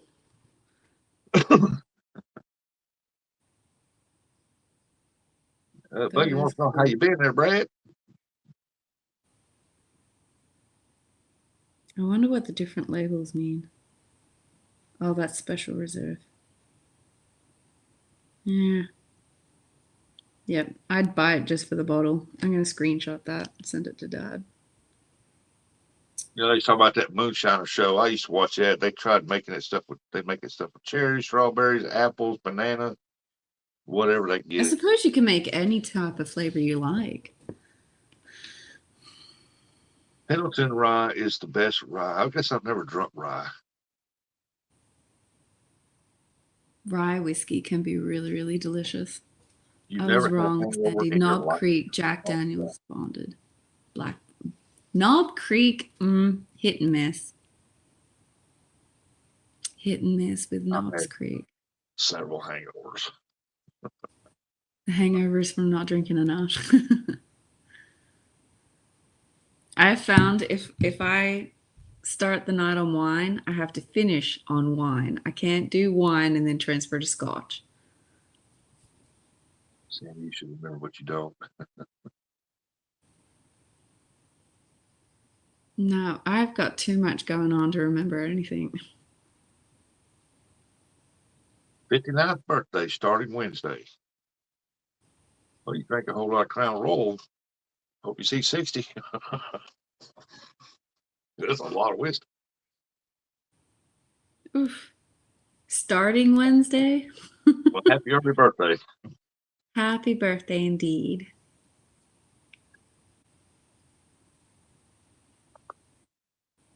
Able to lift my arm on my shoulder and get his strength back for bicep rotator surgery better today. Yeah, Oh, Brad, I still have, I still got to exercise mine once in a while. It gets to hurting and I have to exercise it to keep strength up in it. It still bothers, especially when it gets real cold. More or less the cold with the moisture is what gets me. But it's doing my fine. I can put my arm up. hmm I find it fascinating how our bodies respond to injuries in the cold. I'm finding since I did my knee, like it just responds to the craziest Not weather. as much of it is sharp and bitter because the really good aged scotch is very expensive. Rye scotch, 12, it's harsh.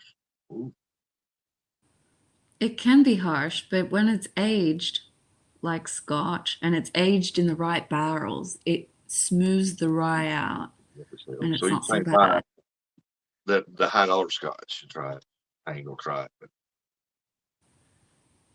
Sandy's been Yeah, blowing cheap good with cheap something scotch better is than that. rough as hell. It's better than in the bottle.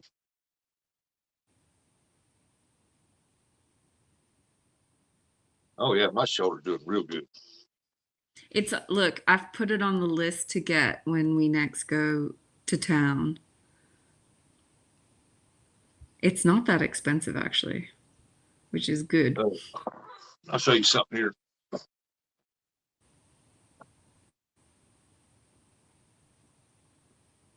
Brad, when your shoulder gets to where you can do it, get you a set of these rubber band type things, and they got 3 different settings on it or strengths, and just use it every night. Just put make sure you do that. Go out to the side and do that. Keep your thumb up all the time. Never do this.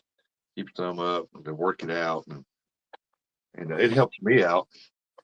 My shoulder starts bothering me. I do a little 3 sets of 15s different ways, and then after about 20 minutes of working out with it, shit, my shoulder's Yeah. good for days.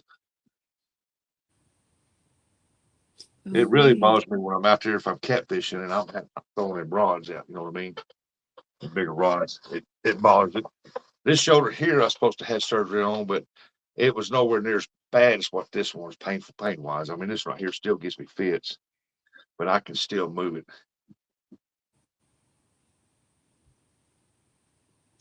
So $152 for 700 mil. That's not too bad. I'm not going to have surgery on my right shoulder until it absolutely just blah, off out like that.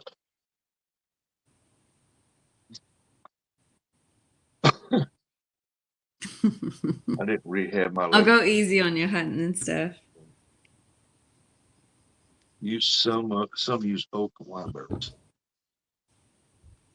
You did rehab my left one all the way. Range of motions Two is not dollars great. for what, Sandy?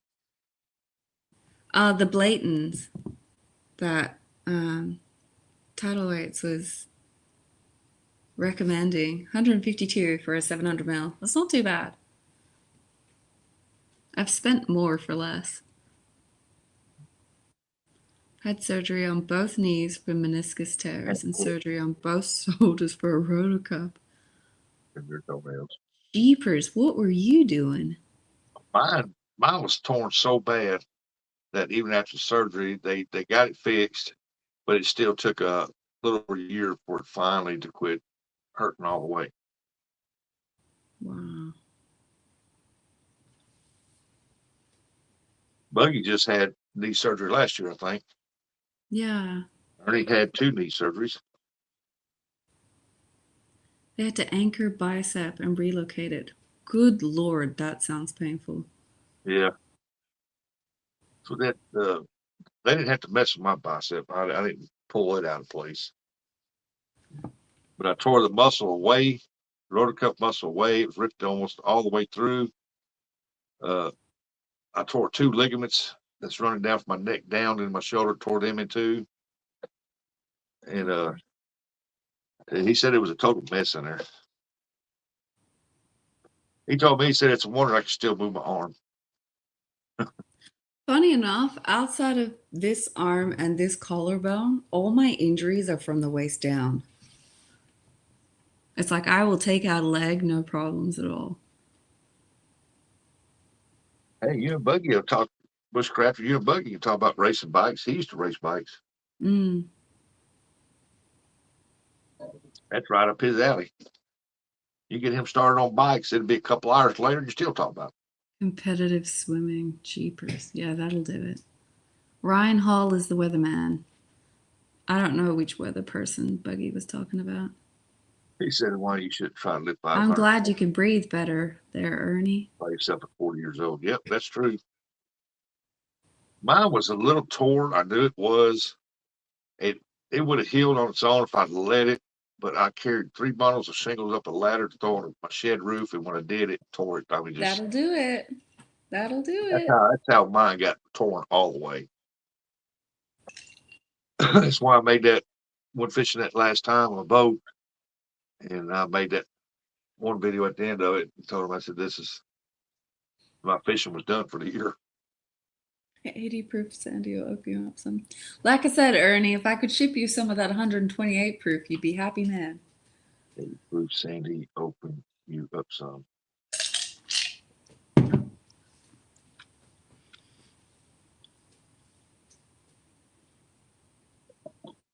You'd only need a glass. You'd be fine.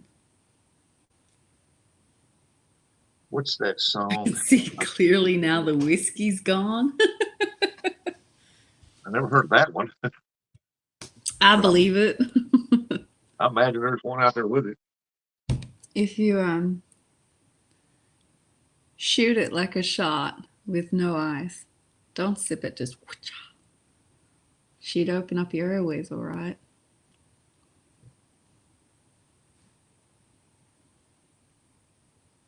I've never torn a muscle. My brother's got a bicep that's torn and hanging down. He looks like he's got a little muscle down the end of his arm popping out there. And I told him, you better get that fixed. You get older, I don't know what they're going to be able to do with it. Could you imagine that popping, dropping down, and it being down there that long? And then they do surgery and they have to pull all that back up, stretch all that. Ugh. I mean, I haven't. No, that's not the same. I don't think it would feel the same anyway. I have a really wicked scar across my lower belly. Goes like across my belly and then up my side. That was pretty gnarly. This blade is good. But I don't think it would feel the same as like a muscle being like tore across.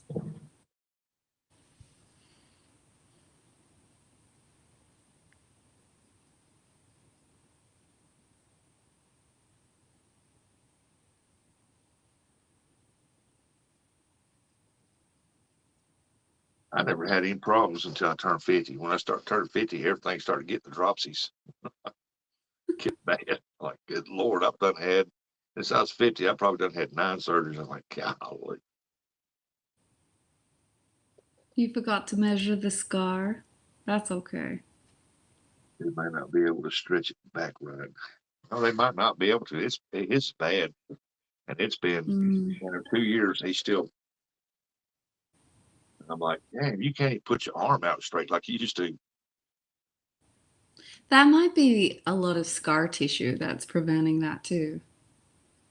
Like internally in the casing that surrounds your muscles. Sometimes that can like Be careful I've up there. They're forgotten supposed what to it's bring off called. today. Like the casing that goes around your muscles can scar up and like Yeah, I've done, pull taut. You I've can't done like 2 extend your surgeries. The second one, they put plates and screws in, and I'm looking at a third one here in the near future. And so the arm. scar tissue's done wrapped around my nerves and it's caused me pain in my legs, especially my right leg. Mm. Numbness.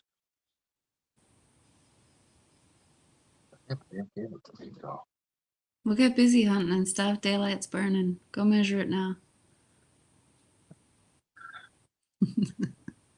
Me and hunting and stuff were comparing scars the other day. He whips out the millimeter tape measure. It's 10 millimeters. Mine tells you that you can, but your body says, "What are you doing?" Exactly. See, I got Scars just lucky add with character. Brad. I got lucky when they did my shoulder surgery. They did not have to cut me or anything like that. They went in through holes. Now I got a bigger scar here where they went in to fix it, and it took longer, but they went in with robots and stuff, the arm things. And Like keyhole surgery? hey, half century. Good morning. Do what? Like a keyhole surgery. Yeah, I got little round scars Yeah. where they went in. Yeah, fair enough. Good morning, Half Century. Welcome in. I met a guy up there, CatCon, when I had my shoulder in that sling deal, And he showed Hmm. me his. He got a big scar, and I'm like, yeah, I don't have that. Yeah. That's why I don't walk around in bikinis. I'm like, no, some of the scars I have, I don't need to explain to people. You should have just told him it was rough one nighters. Some of them are gnarly though, and I like to make up like really twisted stories about them. I've got one that runs up my back just here, up around the shoulder blade. And it's because me and my brother, when we were kids, were daring each other when the house was being built. Yeah. We had like the big front veranda porch, and one of the railings at the end wasn't capped because they were shipping in like parts and stuff. And me and my brother, like, were daring each other to run and jump off the porch. And I didn't make it, and I landed on the rocks, and I just tore up my shoulder blade. So it's like my own stupidity, but Yeah, yeah. I imagine they did the scar on you on your bicep because they had to literally go in and pull all that up and attach. Uh, I like I said, I didn't have a torn bicep. They said my bicep was extremely strong and fastened pretty good. It's just it was all right here with the tendons and snapped in so two, you and then tore the tendon and not the muscle. yeah. Well, the rotor cuff muscle was detached and torn almost plumb in two. He showed me pictures of it when they went in and with the camera deal. There's one deal they Hmm. went in, it was a camera, and he showed me pictures of the before and after, and he said that right there. He said I haven't seen a rip like that in a long time. He said you can still move your arm. I said yeah, I can move it up. That's it, but it can go higher. Move your arm. I mean, I could take my hand and pull it like that, and it was painful, but I could move it up with my hand, but I could go up about that high. That was it. Wow. I can't ever wait to get in To a believe it. bikini. I can't Well, wait you to come believe drinking it. with us, tidal weights. I'm sure we can get you in one. As soon as I have to see it to believe it. Yeah, I've got some really gnarly scars. I think this one's my best one. Just tell them it's history. You can't really see it in the dark, but I've got one that wraps around there. I got bitten by a shark. Ooh, But she's starting to fade finally, thank God.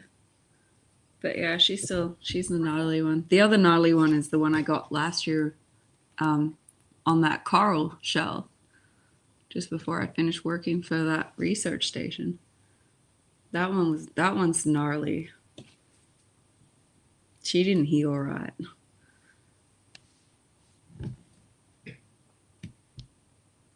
But no. and it's went from If 29 to 25. if scars add character, then Sandy, you would look like a damn fine you would look damn fine in a bikini compared to me. no, I All would not. perverse. No, I would not. That is a damn lie.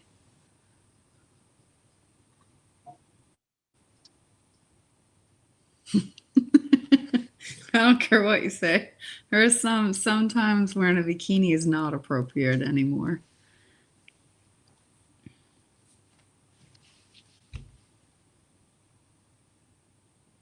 It is not Being like appropriate. one of them ones that said just because you can get it on doesn't mean you should wear it. Exactly. My Like, exhibit A look would at be the people they said, mankini. you see that over there? It's just because it comes in your size, you should not wear Uh, it. there's a lot of the times when I see women out on the beach, and my thought tends to be the next size up would have cost the same amount of money for that little bit of extra fabric that you need. So I didn't ration well. I said we weren't driving far in the hospital bed. Shoot, after my surgery, they got me up and sent me home.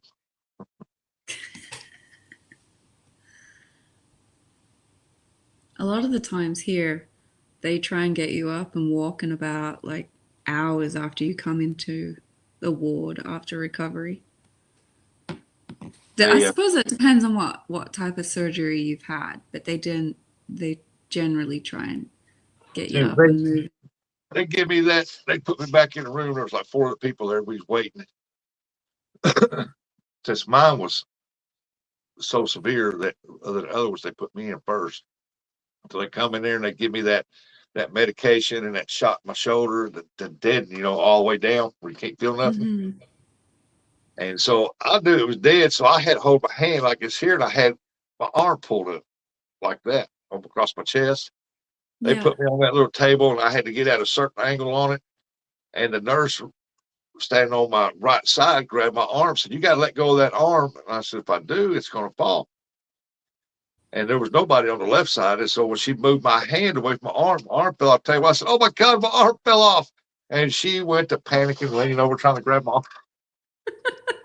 I said, "Oh my God, my arm just fell off." That's funny. I mean, I couldn't feel it. It felt like there was nothing there. I mean, it just felt like it just literally just dropped off. And, and then after a while, the other nurse standing there, she just died laughing. And she started laughing. Next thing you know, I woke up and they sent me home. That's Yeah. funny. The doctor told my Good wife, morning, Jay and Jay. Welcome "Oh, in. Double J." And my wife told me we was going home. I said, "Boy, they sent me home early." The doctor said they had to get rid of you, so they couldn't hardly do anything until they knocked you out because he's making them laugh. The last time I went in for surgery, it was after my bee sting, and they had to do some repair work on the back of my lungs. And when they do the check and you've got to kind of like repeat what you're going in for so Yeah. that everyone understands we're all on the same page. Yeah. We'd done that. I'd gotten my medication. I'd started, they're like, count back, blah, blah, blah. And I could feel like I react to those type of drugs so quick. I knew I wasn't getting to 10. And I was just like, screw counting. I'm just going to ask a request. And I said to the doctor, while I'm under, could you just do like a tummy tuck and a boob lift? Like they're more important right now. All I remember is him cracking up. Like the doctor was just cracking up laughing, and then I just passed out after that. I thought, I'm already on the table. Like if you need another doctor, just bring them in. I'm already done. I'm already out. I'm already on the table. Just have at. I didn't get my wish. They just fixed my lung and sent me out, but that's okay. Yeah, that nurse told me, said before, she goes, "You scared me to death. Boy, you had me convinced your arm just fell plumb off." Well, it did. It fell off the table. Hey, Big Mike. Hey, it's Big Mike. Welcome in. We're not Yeah, going to correct your typo. It's Mandy. Sandy. Sandy. It's Yeah, Sandy. it's good. I mean, it breaks the monotony up in there and stuff like that. I mean, I've been in there. Uh, I went in for my second back surgery. I knew it was going to be pretty bad, but I was so nervous because they told me there's a chance that I could be paralyzed when I woke up. Mm-hmm. And, so I was nervous when they was asking me what all the procedures we're going to do. I said, "Hell, I don't know. You got to ask my doctor." "Who's your doctor?" "Babe, who's my doctor?" And I was nervous. I remember I've been in the queue too many times. they asked me, "How's my hearing?" And I said, "Selective." And she wrote it down. Then she asked another question, and she went back, "Selective." I ain't never heard of that one. Well, I said, "He hears what he wants to hear." She started laughing.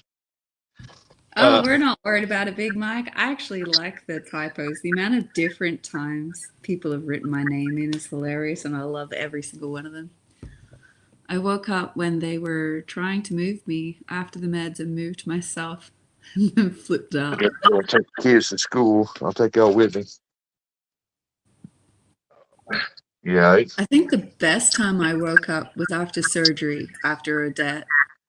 And I woke up to 8 nurses in my room. I freaked out. I was like, that's it. I haven't made it. We've made it to some other death ward and Fruit Looped out. Big Mike says he's finally loading trucks after 3 months. He's finally what? Loading trucks after 3 months. Good deal. Yeah, that's a big deal. Turn this down. Are you enjoying it? Mike?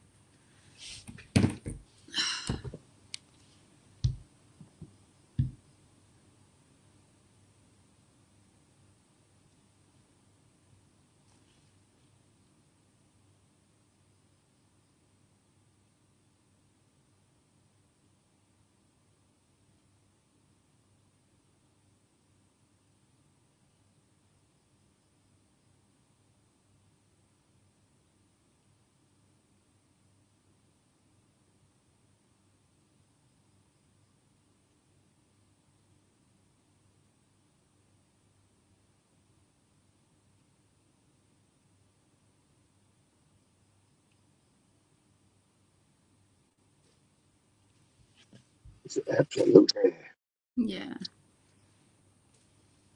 I know you were getting frustrated with your last job, but I haven't seen you in a while. Text message. Granddaughter, are you coming? Yeah, I'm sitting out front of your house. Best part of a job is when you're leaving it. I don't know. If you like the job, then sometimes leaving it isn't the best part. I think he likes the job. He just don't like how he's been treated. Yeah, that always impacts.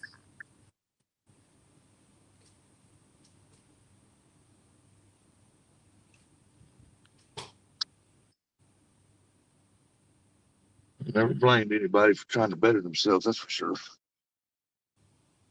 That's right. Oh, Ready to leave this one. They suck.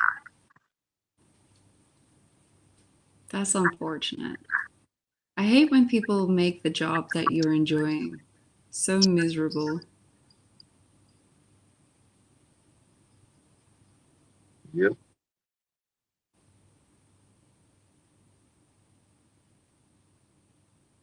That's why I like the job I got now. Love it.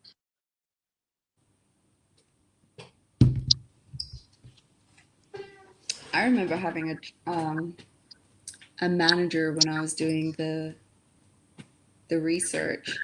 I loved that job so much, but he made it so painful to just do anything. If the research job we were doing at the time required so many supplies, the previous manager would be like, "Well, we need it. Just go order it. Like, don't come and ask me." This guy was like helicopter pilot. He would be like, "What are you doing? Ordering this. Why do we need that for the job that we just got commissioned? Why are you ordering it? That's not your job. I'm ordering it because we leave dock tomorrow and we need it delivered today. Who authorized you to do that?" And it's like, dude, get off my back and let me just order the damn materials.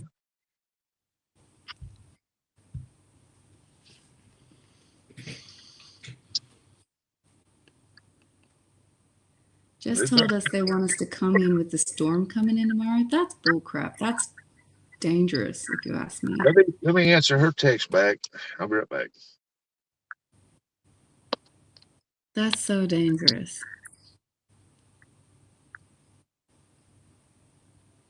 You're retired. That's a dream.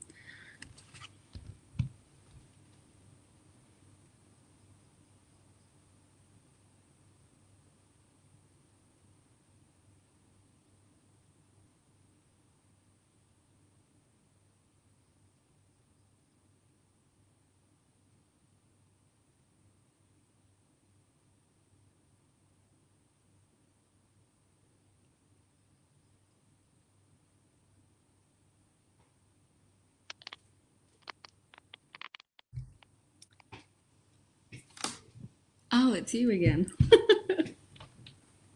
Hey, we're back. We're back. Well, where's Casey? I get overly sarcastic and consistently mess with people. Makes Go my get day. him. Come on. That would be me too. What do you mean? You I don't think even. for a lot of Australians, sarcasm is like the main way we communicate with people. Like, y'all don't have to go today. I was like, well, I have to go. Yeah, So you have to go today. it'll be fine. What?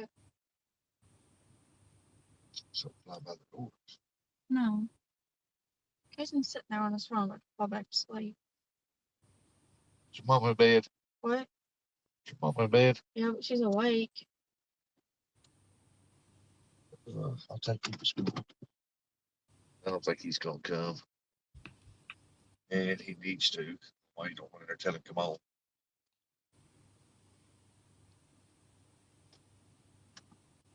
Oh, it don't matter if it's cold or not. I think you just shut the door. The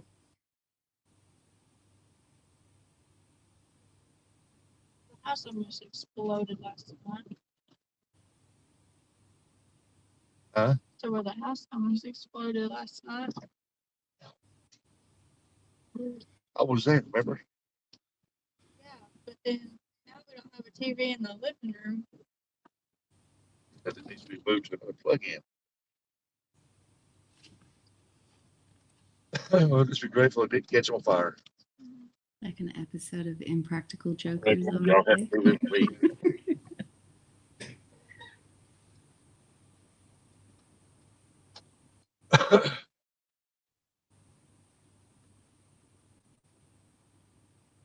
I tend to be okay until someone states the absolute obvious of a situation. And then my brain just switches to sarcasm and I can't help but respond that way. Gets me in trouble a lot. Have fun.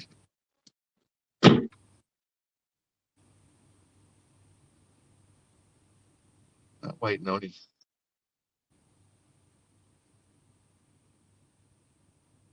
Is he off to school or home? Do what? Is he off to school or is he off to home? I just dropped my granddaughter off. Oh, Now I'm going by to get my grandson. I'm gonna pump that head for him.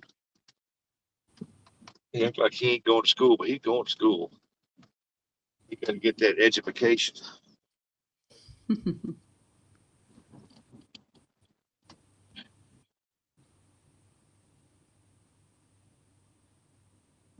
Ernie says maybe I should have waited to get the shot. Heart meds.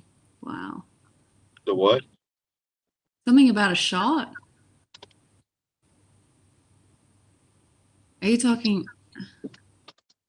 I'm confused.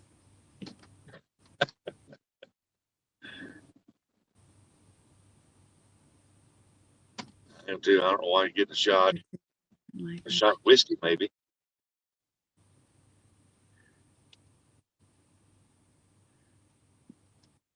oh, his whiskey shot. Yeah, that's He what I has was to take thinking. his heart meds. Whiskey Go shot live ain't a life. gonna do you. Make you a hot Ernie, top. you better sit down. A lot of lemon juice, honey, and whiskey. A lot of whiskey in there. Heat it up, warm it up, drink it straight down, go to bed, put 5 blankets over you. Wake up next morning, you're like, yeah, buddy. Real buddy. Yeah, no. Don't make me call Miss Chrissy.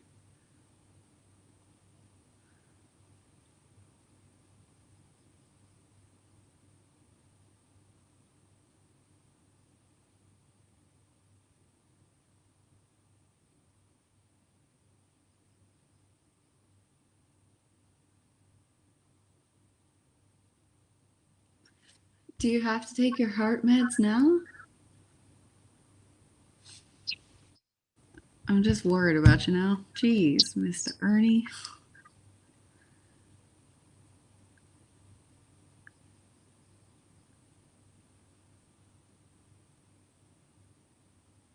$7.10. Hang on, I have to do that conversion.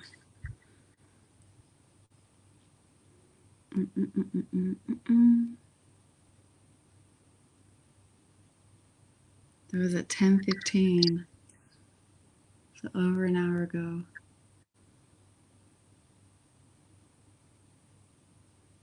You better be, Ernie. Otherwise, I'll get Miss Chrissy on too. And I have Eric and Curtis's backup.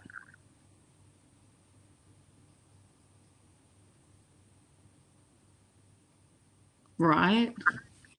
Chrissy's the front line. Eric and Curtis can be cavalry.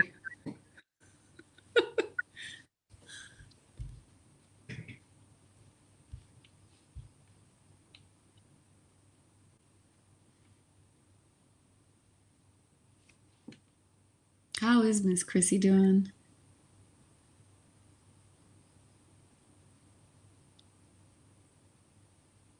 I heard she got it too.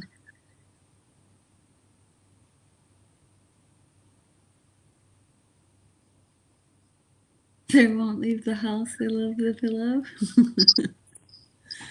I don't know. I could bribe them.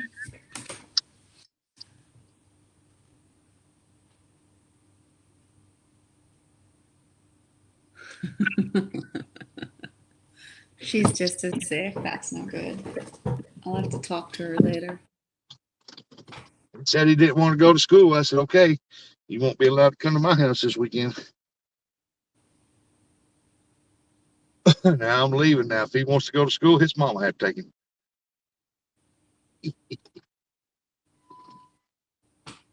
I swear to God, I am such a harsh mama when it comes to my kids and going to school.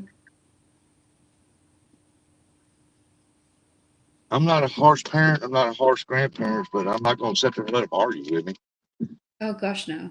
when they know they got to go.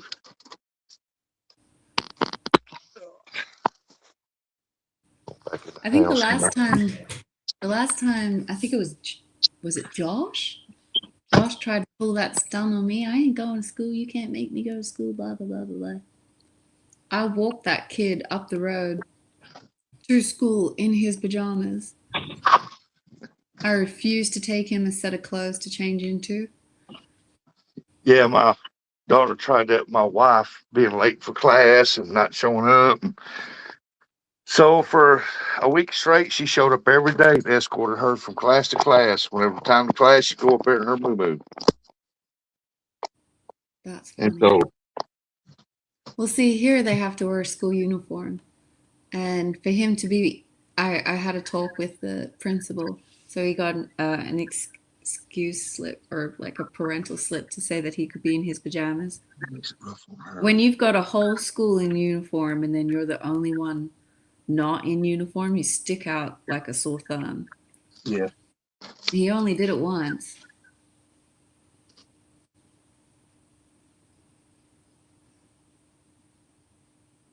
Odette's tried it before, but I've made her walk to school in like half dress. So she had her dress on, but refused to put her shoes on. So I made her walk barefoot up to school. And then when we got to school, she was like, my feet hurt. I said, well, then put your school shoes on. She didn't try that crap against me either.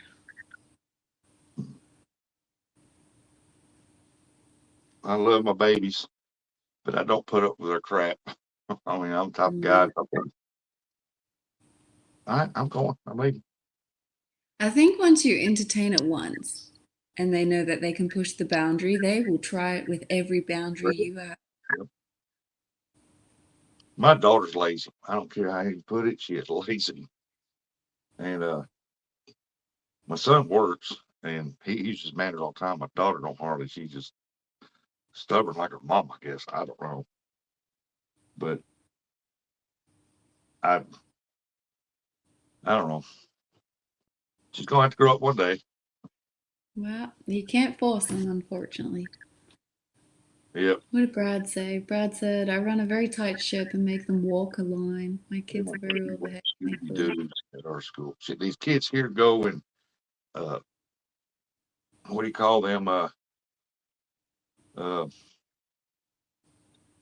yeah, it's them little plastic shoes with the holes in it. You slide your feet in, get the band around the back of it. The Crocs? Yeah, they go in school in Crocs and pajama bottoms. Oh, Lord, no. You'd never get in school in that stuff here.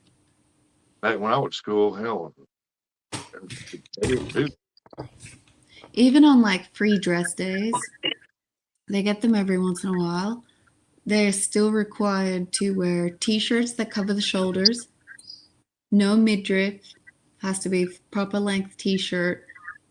shorts or skirts that come mid-thigh, bare minimum, and then enclosed shoes.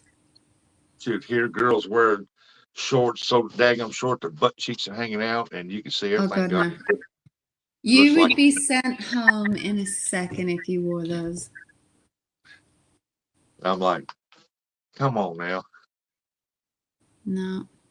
We're That's very, I mean, half the time it's written out that way because we have to be sun safe. Like we have to be aware that our my dog. sun Well, will get him, give you take him cancer in too. seconds. Make them walk. It's good for their health. They got perfectly fine legs. Well, I don't mind them walking home when it's nice. They won't even do that, and they're so talented that they'll find a ride before they walk. And on the The bad amount days, of I might times take I've told my kids that God gifted them perfectly fine legs and they will use them. yeah. It may be hard, but you're doing the right thing. Exactly. I think it builds good character if you. I mean, it's not cruel. It's good for them.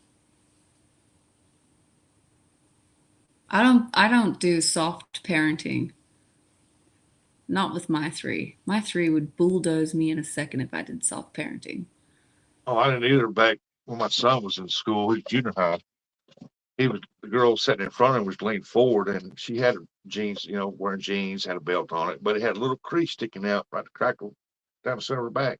Yeah. He's sitting there with a pencil, and he looked down there and wasn't thinking nothing about it. He just reached up there and dropped the pencil right in the crack of her pants. She jumps up, slaps the cold crap out of him, which she should have got in trouble for that. And then they took and suspended him for 2 days for it. Oh, And I that's a told bit him, I hard. said, well, I think they was kind of harsh because she tried to holler that he was sexually harassing her, and he wasn't. Oh, He that's a just bit thought it was much. funny. Didn't touch her, and I told him at school. I said, "Well, you're kind of harsh on the punishment. She should have got corporal punishment too for slapping him, putting her hands on him." Mm-hmm. I said he didn't touch her or nothing like that. He just dropped the pencil down her crack. I said, you could have gave him 1 day suspension or put him in detention for it. I said, I but would have okay. given them both detention. He's I just told him, sorry, but that is such a boy thing to do. yeah, and so I Such a said, all boy right. thing to do. I told him, I said, well, he won't do that again. I said, I guarantee you that. That's So it. I whenever mean, we got home the next day, I got him up early, got a bunch of trash bags, and I drove around in the truck and made him pick trashes out all day long out of the streets here in town. And then we took him up there and dumped them at the city hall in their trash bin. And he never done that again. So that's yeah. your punishment for 2 days being suspended for doing something stupid. 2 day suspension seems a bit much for that. Sorry. Yeah. One day's detention would have been enough. What did Buggy say? Buggy said, soft parenting. My dad would kick you in the ass with his work boots on the way to my room to get my butt whooped. I sit there. I never had soft parenting. Trust me. I watched the video today. They was taking this little cane thing, and he was Mm-hmm. tapping the guy on the back, and the guy screaming. Ah! And he said that was 20%. He's 40. Ah, no more, no more. I typed in there. I said, hell, my stepdad used to whoop me with a fishing pole, and I didn't scream like a woman. And I mean, I wasn't raised by my parents until I was, I think, 8, 9. I was raised by got Omar and something. Opa. And Oh, if you got in trouble with Opa, he didn't give a crap if you were a boy or a girl. He had a cane and he would whip that's you my with it. girl. You only did it once or twice. Being whipped with a cane, whew. I remember he Yeah, got me once. He got me once because I called him a dirty old bugger, and he wasn't my dad, and he couldn't tell me what to do. I got the hiding of my entire life. I was standing outside, minding my own business, didn't know what was going on. He comes around that corner. I was 14, grabs me by the arm, has this fishing pole with no rod, nothing on it. And he starts whooping me with his fishing pole up the back to the legs, whatever. And I'm standing there Now, give me now, I was crying. It was hurting, but I wasn't screaming. And he told me when he done, he'd let go of it. I fell to the ground. He said, "Now, don't ever do that again." Well, shit. A little while later, my mom come out there to check on me, and I asked her, "So what did I do?" She told me I told her, I said, "I don't know what you're talking about." I said, "I was nowhere around." And I told her, I said, "I think he just wanted to beat me."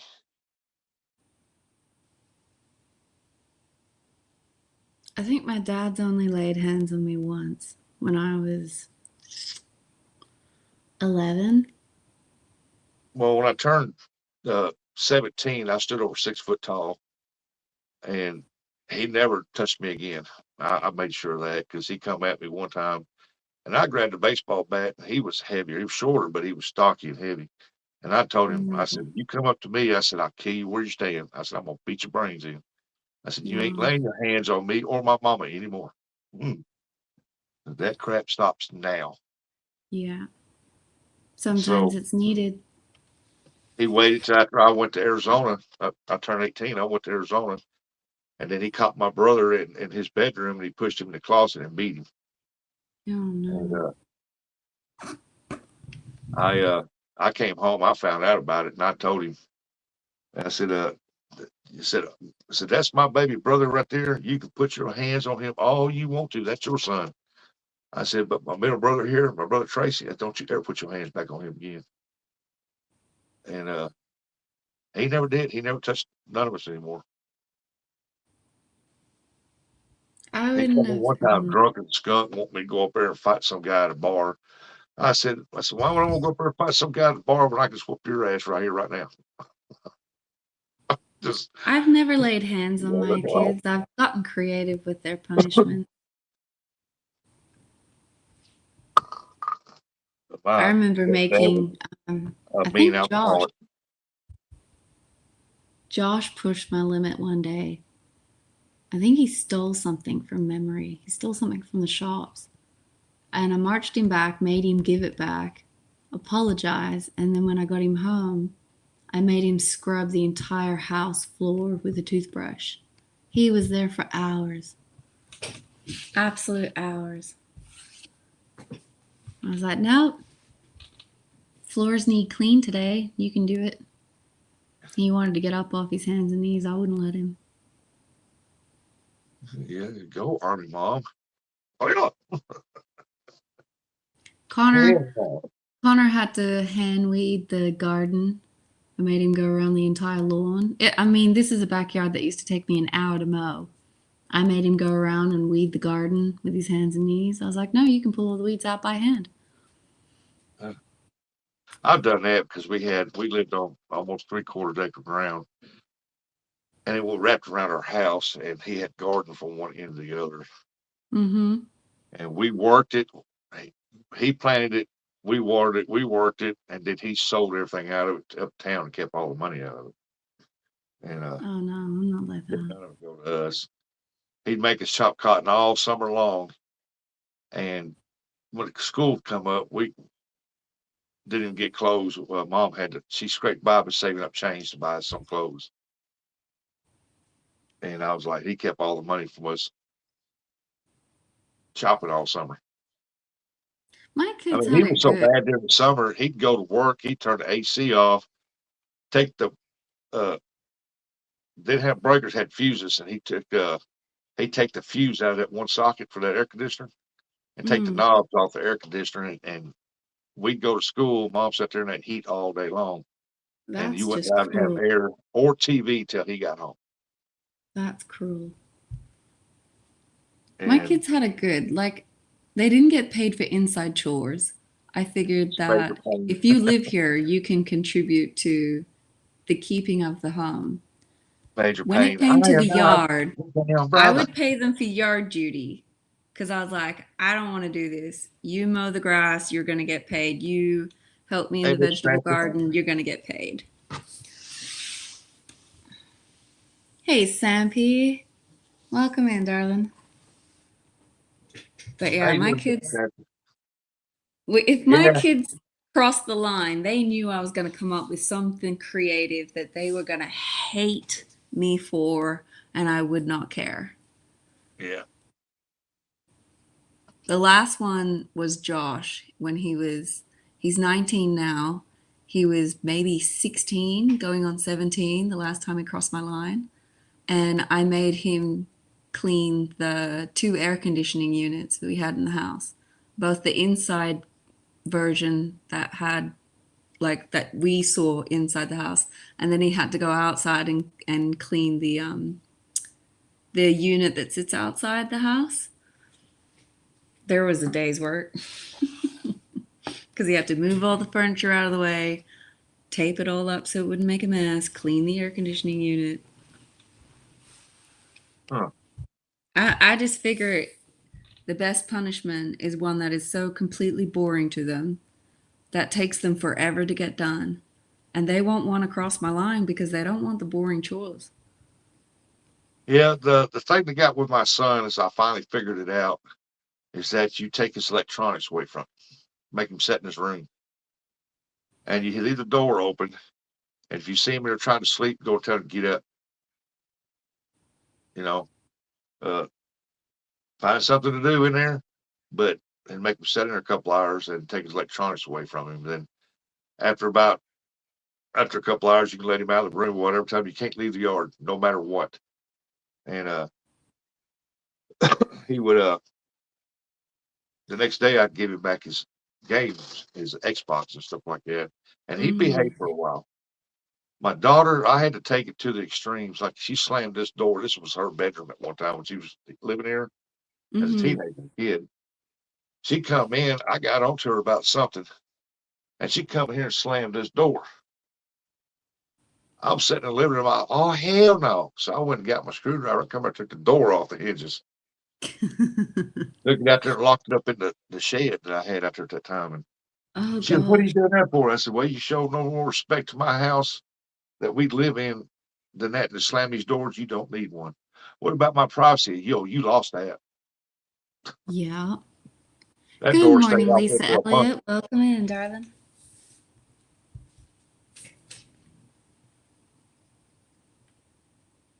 Her boyfriend came one time. She's 14. She had a boyfriend over here. He's 15. I took that door off. That hinges there too. He goes, "What are you doing?" I said, "Honey, you ain't sitting in here, both of y'all, with that door closed." I don't know. I feel like I I didn't lucked tell you. out when it comes to the whole teenage dating thing. Josh didn't get his first girlfriend till he was 18 and he'd left. He'd already left school.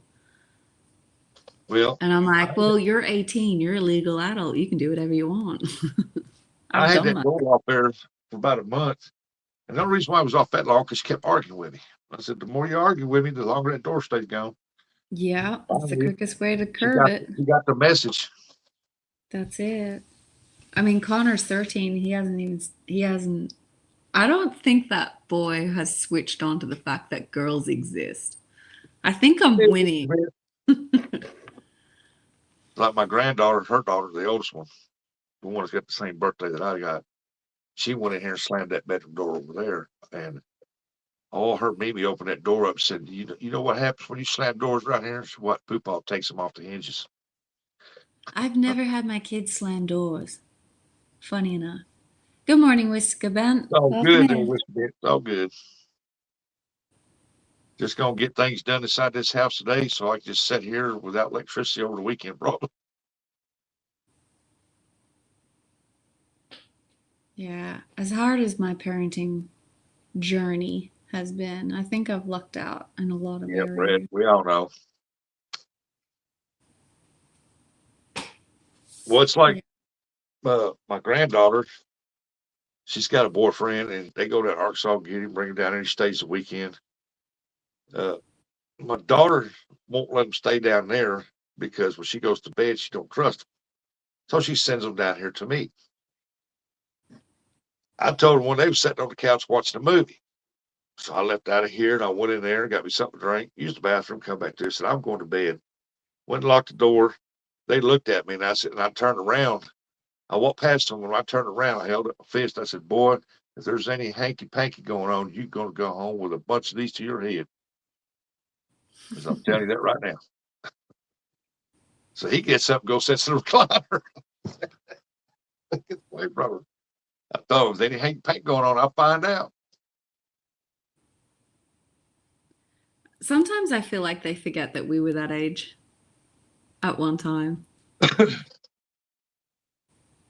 Like we've already tried all the tricks in the books to get away with it. And sometimes we did.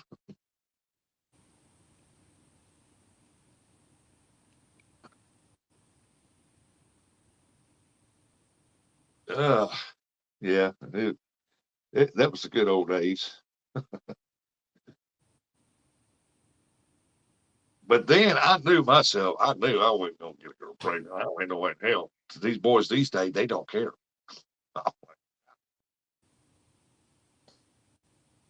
My daughter got pregnant at a young age.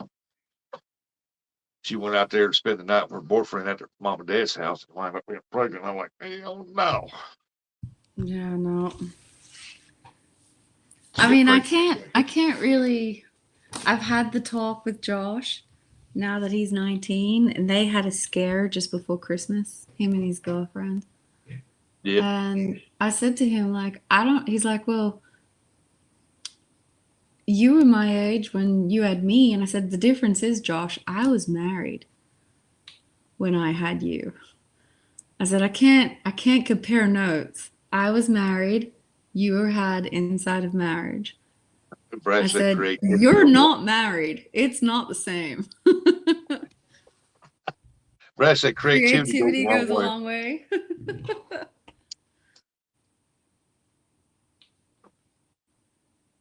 I think we were more spatially aware back when we were that age, though.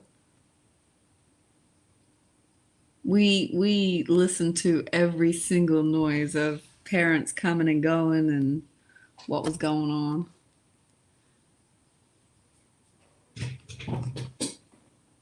But no, I think I put the fear of God into my teenager when he had that conversation with me. Yeah. I don't expect to be a grandmother for another couple of years now.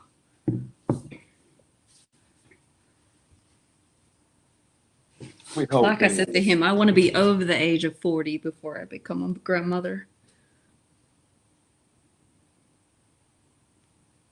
I wouldn't. Thank God and see how old I was at. I know I was in my 40s.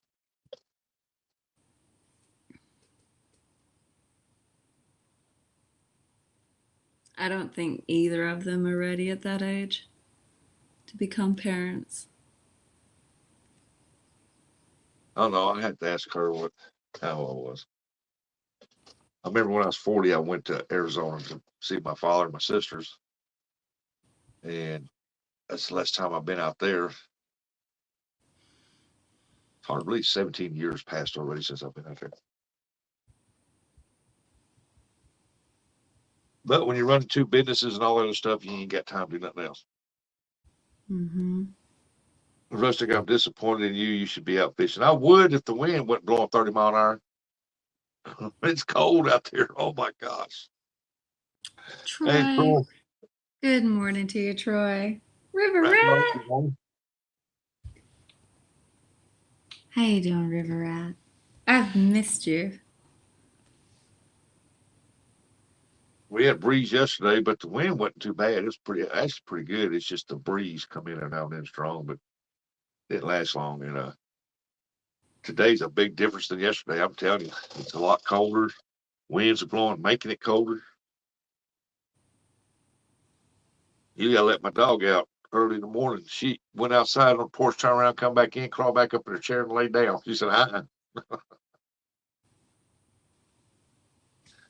What do you get to eat for breakfast these days on that diet, Troy? Hey, Troy, you need to get you a bigger gun if you're going to shoot them, what the heck, we shoot pheasants?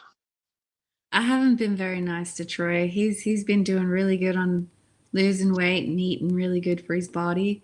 And I've been sending him reels of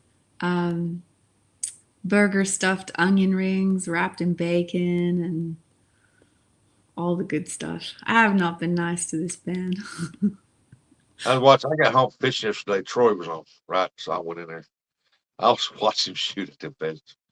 And all the while I kept sitting thinking here, he needs a minigun that shoots shotgun shells. Where it turns around, boom, boom, boom, boom, boom, boom, boom, Just a boom, boom, boom, boom, Gatling gun. boom, shoot off. Give him a Gatling gun. Yeah, shoot shotgun shells. Boom, boom, boom, boom, boom, boom, boom. That's funny. That would be actually Troy with a Gatling gun would be hilarious. Oh yeah, you see the bullets make a curve through there. They sprayed it. Because I think it was Timmy there said that you might as well just spray the air. That's it. Just that's it. That made me think, well, he needs one of them little miniguns. But then I've seen him crash and die in a tank. So him with a Gatling gun probably wouldn't be so safe. Yeah. I don't know how you die in a tank, but Troy's managed it. Or to that diet thing. I'm like, The good for you. diet thing, yeah. One thing I've seen him do on there was drive that monster truck. He running over everything.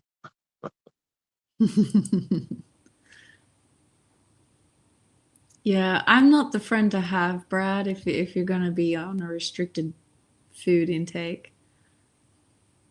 Like I said, I've not been nice. I've sent a whole pile of things that are non-diet friendly to him while he's been losing weight. He's doing really good. He's doing really good at ignoring me too. Hey, Brian B. Hey, it's Brian. Welcome in. Good morning. Mr. Mac and Cheese. Oi, oi, oi. Morning, Brian. Yeah, he's on a diet, all right. That seafood diet. He's like me. I can't complain. I'm on a seafood diet too. I feel sorry for him though. His wife threw all his candy out when she got home from her trip. Oh man. I was like, dun dun. Brad said mac and cheese, Brian B. Mr. Mac and Cheese, yeah. That's who Brian is, Mr. Mac and Cheese. Brian has tainted my family because Josh is now an Eagles fan and I cannot get him off the case. Could not convince him otherwise. Out of all the teams, he had to pick the Eagles, huh? I know, right? I was like, there's a whole pile of teams. Nope, he's got to pick the Eagles. He could have went with the Raiders or somebody. I like that. My dad refuses to pick a team. I'm not convinced. Man, that's just a step up from the Cowboys. Golly.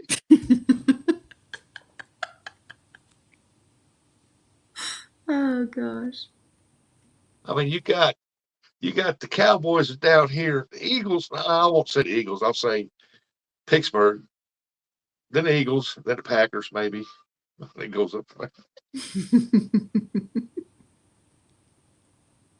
The Raiders. You're gonna get yourself in trouble there. I'm not proud of that. No, me and Dad tend to just watch it for the game. I enjoy it better when it's a close game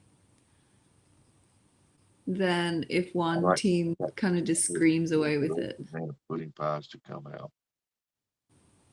Banana pudding pies. Got some banana pudding in there I can make. Brad, you reminded me of my brother came out to visit a couple of weeks ago and we made dessert, which was like a brownie bottom and then tiramisu across the top. Yeah. And my brother was eating it and he's like, all my fat cells are celebrating.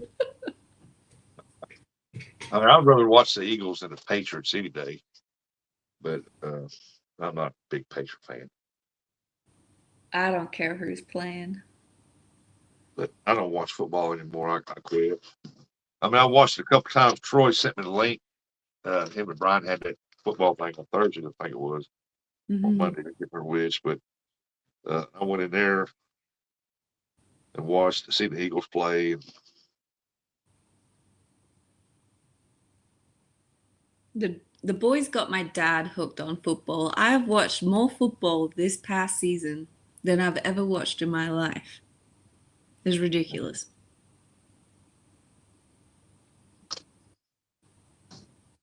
But thankfully, it's nearly done.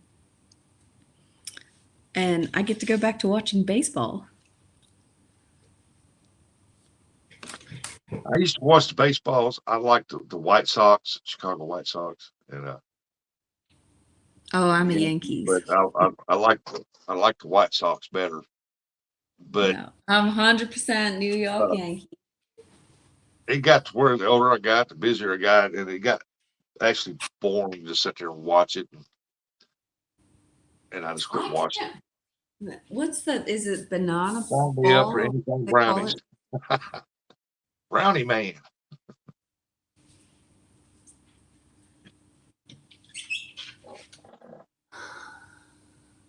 Was it Denmark or Switzerland has them special brownies? I'm just seeing what I love. Ross said I'm a Panther fan, so I can't talk about those teams. I can make desserts tomorrow.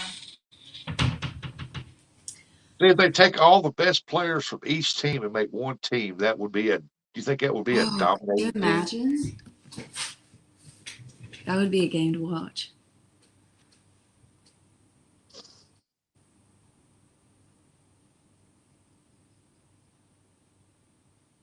Man, that would be a dominating team, wouldn't it? But who would they play against? That would be the problem. Hey, they're F4C. Good morning. Hey, F4. Welcome in. Good morning to Well, they you. play against the other teams, but Yeah, but I mean, if you're taking the best players out of all the different Leon, teams, then who are you left with to give you a good enough game? well, they all have secondaries, second string, and Yeah, third string. but I don't know. Because there's a lot of second string and third string guys that never get the chance, but that's probably better than the first string players. Do you reckon? Hey, Leon, welcome in. I mean, they're not all of them, but there is some.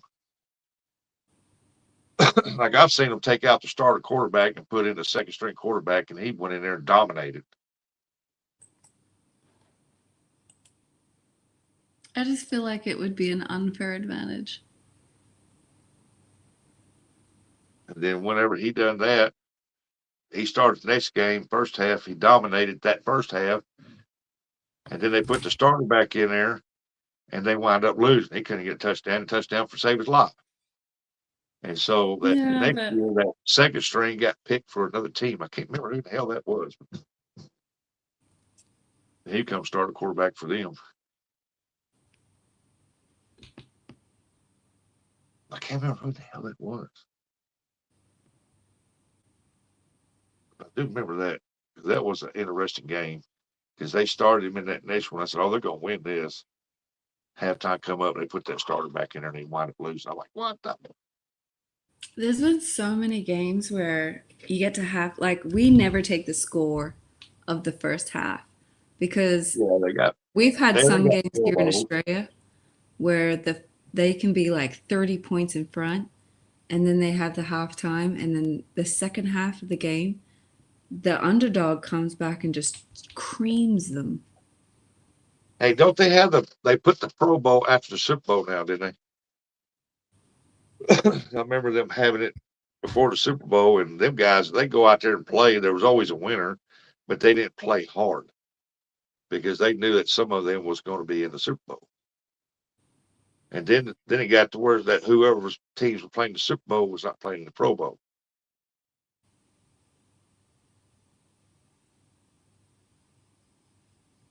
The floor says it Regular was always. players get beat on all year and backup leave marks on the bench.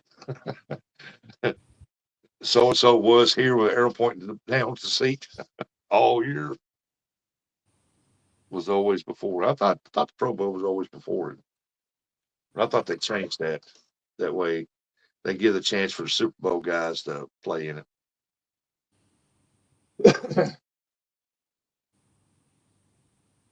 I never was big on the Pro Bowl. Always through Super Bowl parties. We used to have big Super Bowl parties, bunch of people over, food, everything, plates, silverware, cups, napkins, everything was always the Super Bowl, whoever was playing in it. Mm. A couple Brian years ago, says, we rented an 80-inch screen TV that's just so we can watch Super Bowl on a couple years in a row. And Brian says it's not tackle anymore. It's a flag game. they don't want to get hurt. I think Pro Bowl should be like that anyway because, people there to see their favorite players.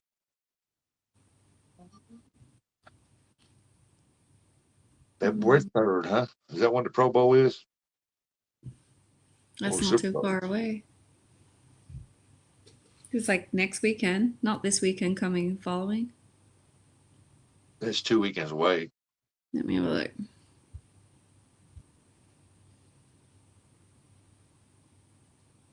It's a flag. No, it's what's that? A week. Huh? You've got what's today? Today's Saturday. 22nd, 23rd, I think Yeah. it's 23rd. Just after next weekend. Yeah, 2 weeks away. Not 2 weeks. No. 2 What's weekends. that? 7, 8. 8 days. In 8 days, you will have the 3rd of February. It's not 2 weeks. Almost 2 weeks. That's not almost 2 Get a weeks. half. It's a week. It's 1 week. 8 days. Come on, Rustic. Yeah, today's Friday. Brian, the record games aren't far off anymore. Less touchy. Yeah. It's Saturday morning for me here at 4. I'm looking at my You gotta go clock out? doing math. I got to let the dog out. I mean, I like football. I always did. But when they put that politics into it, and it's getting less and less into it now. But and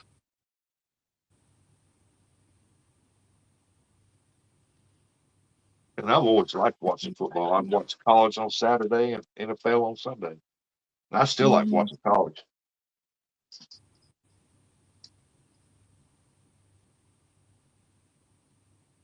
Go let that dog pee. I hear that. She's wanting out. I'll be right back. Come on. Let's get out. I won't be out for much longer after he gets back. I gotta go to bed. I have a huge day in a couple hours. I got to get some sleep. I'm gonna be wretched after 3 days. Absolutely wretched. I don't even know my name.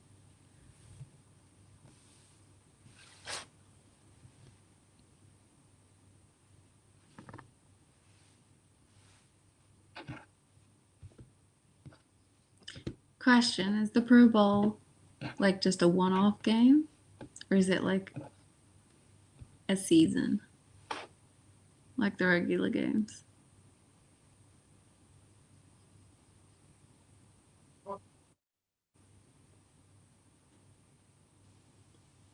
Who did I send that meme to? I think I sent a meme to. I know I sent it to Troy. Who else did I send it to? Maybe Mr. Lou? This lady was.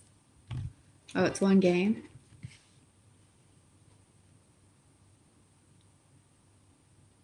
That would be a really fun game to watch, actually.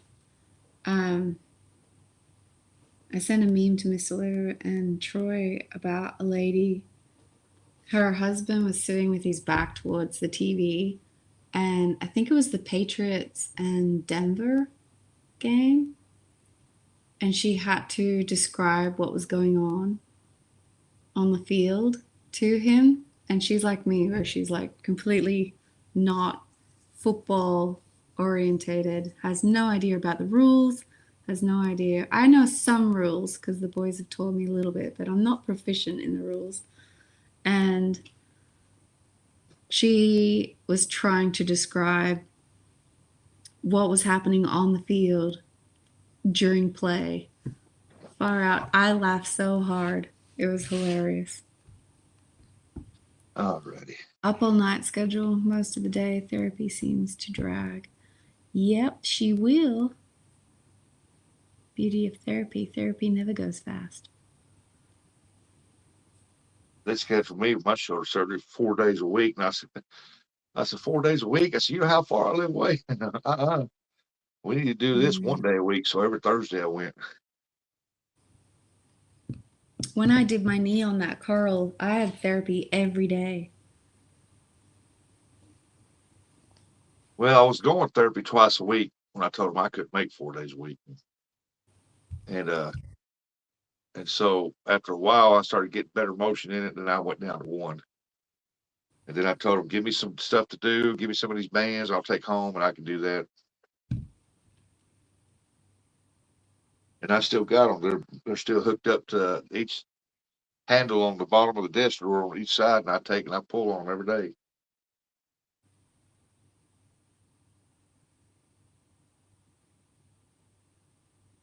Then I got them rubber band stretch things over there. So I just lay them across the top of the door, put a chair up against the door, sit down in it, and pull down on them. My therapy for my knee was horrendous. I had to stand on, you know, when you're doing chest presses and the bar has like the big round plates on the end. I had to have two of those stacked together on the floor. My heel would be on the plate and my toe would be on the floor. And then I had to lower my body via that knee. It was horrendously hard. Yeah. I know Was I that watched 3 them up days? there when I had therapy. Uh, there were some guys, older gentlemen come in, they had knee surgeries, and a young guy, and I watched what they was having them do. And I seen that one guy, he come in there wearing shorts, and you can see the scar on top of his leg down. and and they had him sitting there, put weights on his ankles, and have him trying to raise it up, sitting in set position.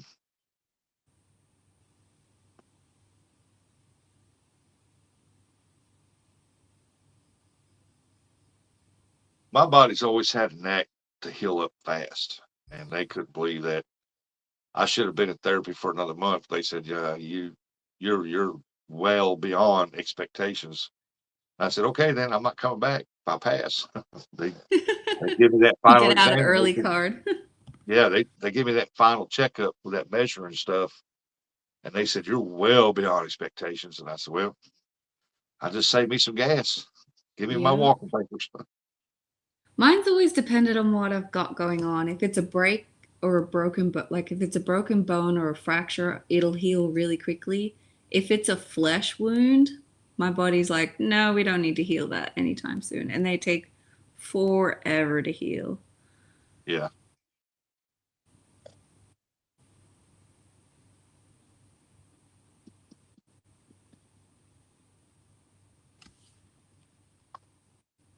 Now the older it gets, it still heal. I still heal up quickly, but the pain's still there for a long time. Like I can take and rotate my shoulder like this, and I can feel it roll a little bit, and like a Mm, little rolls over a hump. And I talked to my doctor about that. He said that's going to be natural rest of your life. He said, but it's all attached. wow. I don't know. I'm weird with pain. Weight If it's a and just be deep ready. pain, like a break, or I don't know, like an internal pain, I have a really high threshold. When it's a superficial surface pain, like a graze, and it stings.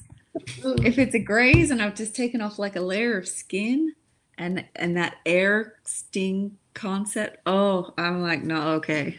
I'm the biggest sook. Oh yeah, whenever I'm sitting there hooking to a cart, and I got the rod on this, I always got I'm right-handed, so I got the rod in my left hand. I can actually feel that, and then for about a day afterwards, it's sore. Mm, But see, it's whenever you see me out there and I'm carp fishing, especially on Mississippi River, because the carp's bigger and are stronger. If you see me fighting that fish, that pose bent, and all of a sudden that carp takes off, he's pulling drag. I can hold it, but I take my arm and I let my arm go with it because it yeah. takes the pressure off. Well, there you And go. so you'll see me on there on it live on the videos where I take my arm and I do that and I let I've him go. seen you do it. Yeah. That's only because it puts a lot of pressure here trying to I don't know. My body's weird. The last time I broke a bone That's and I what had they to told walk you to do. home, it was like whenever the pain gets too much, I will physically be sick, and it's almost like a reset button for my body. It's like the pain builds up, I vomit, and then it's like, okay, you're not so bad anymore, and then carry on. First surgery there, Brad. Tails up. Yeah, I've had surgeries I forgot about. I was sitting there the other day after I took a shower. I was sitting there and drying off, and I kept looking at my leg, and I got this long scar that runs down my leg. It curves down right beside my knee. Mm-hmm. I remember being a kid falling off out in California. They had these swamp coolers on top of the house that required water, and they kept the inside the house cool. And I remember him being up there greasing it. He asked me to come up to the ladder to bring another tube of grease or something, or bring the filters because you had to put filters on the outside, change them. Yeah. And I'm about to sneeze. Oh man, hold on. Look into the bright light. Yeah, mercy. So I remember climbing up, bringing the filters, and I don't know why he went to prime that grease gun and it had grease on the roof. And I stepped on it. I did a slip. I rolled down, fell off the house. And I remember my knee clipping it had a 2x4 fire bed and my knee clipping it, and that cat went around. Well, I thought it, I don't remember having a surgery. I must have because I got that scar that runs down through there. So I got scars. I don't remember getting surgery on. Mm-hmm. And it's a long scar. It's about that long. And that knee still, when I go to get on my knees, it feels like the kneecap's made of plastic or something because it'll push in and get to hurting. And when I stand up, it's like pop back out. Pops out. That's the cartilage underneath it. No, me and my knees don't like each other anymore. They dislocate so quickly now. Like I just don't even bother. I think I'm 9 years old. Hell, back then that scar at 9 years old probably about that long. Now it's like like that. But yeah, I don't even remember getting that scar.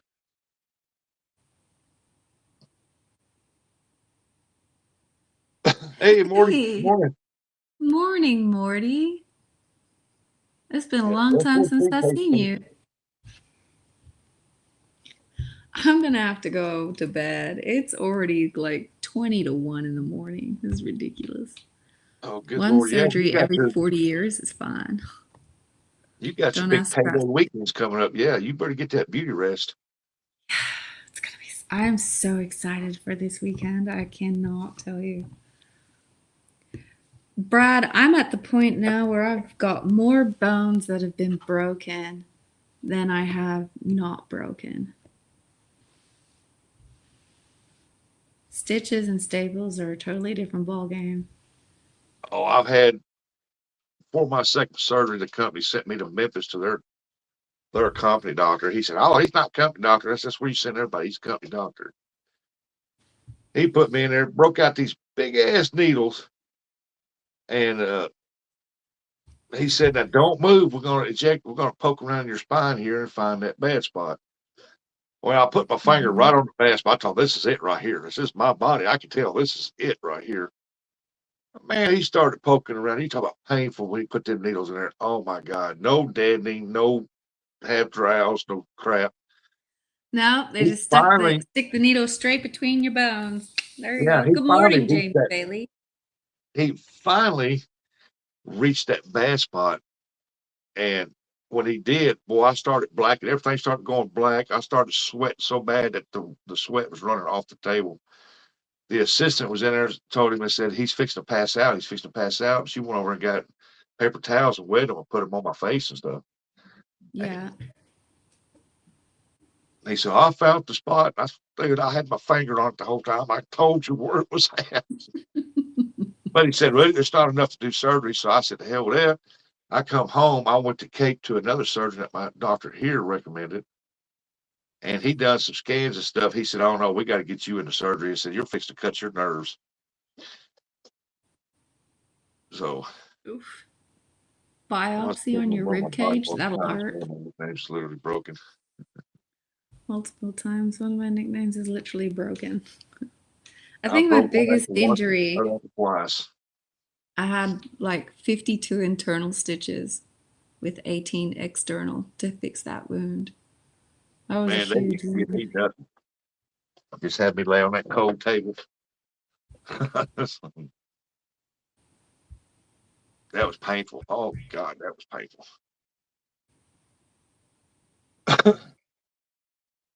Another painful shots I had was in my shoulders where I had my shoulder surgery. They sent me over to try that because they thought it was in my joints, the pain I was having in my shoulders. And that one doctor up there at Cape, he took that needle, he put it down in that bone. Boy, he was pushing so hard the needle was bent like that. And I had a hold of the rail on the side of the bed that was in that room, and I bent that rail. I was pulling up on it so hard. But he said, you cannot move that whatsoever, but this other arm is free. And I bent that rail. And that was painful. Then he turned around and done this right here, and there wasn't nothing I could do because this shoulder went kind of numb. And I'm sitting there like tears just running down my face. So like, God dang, that hurt. I thought this was supposed to make it feel better, Doc. I can't move both my arms.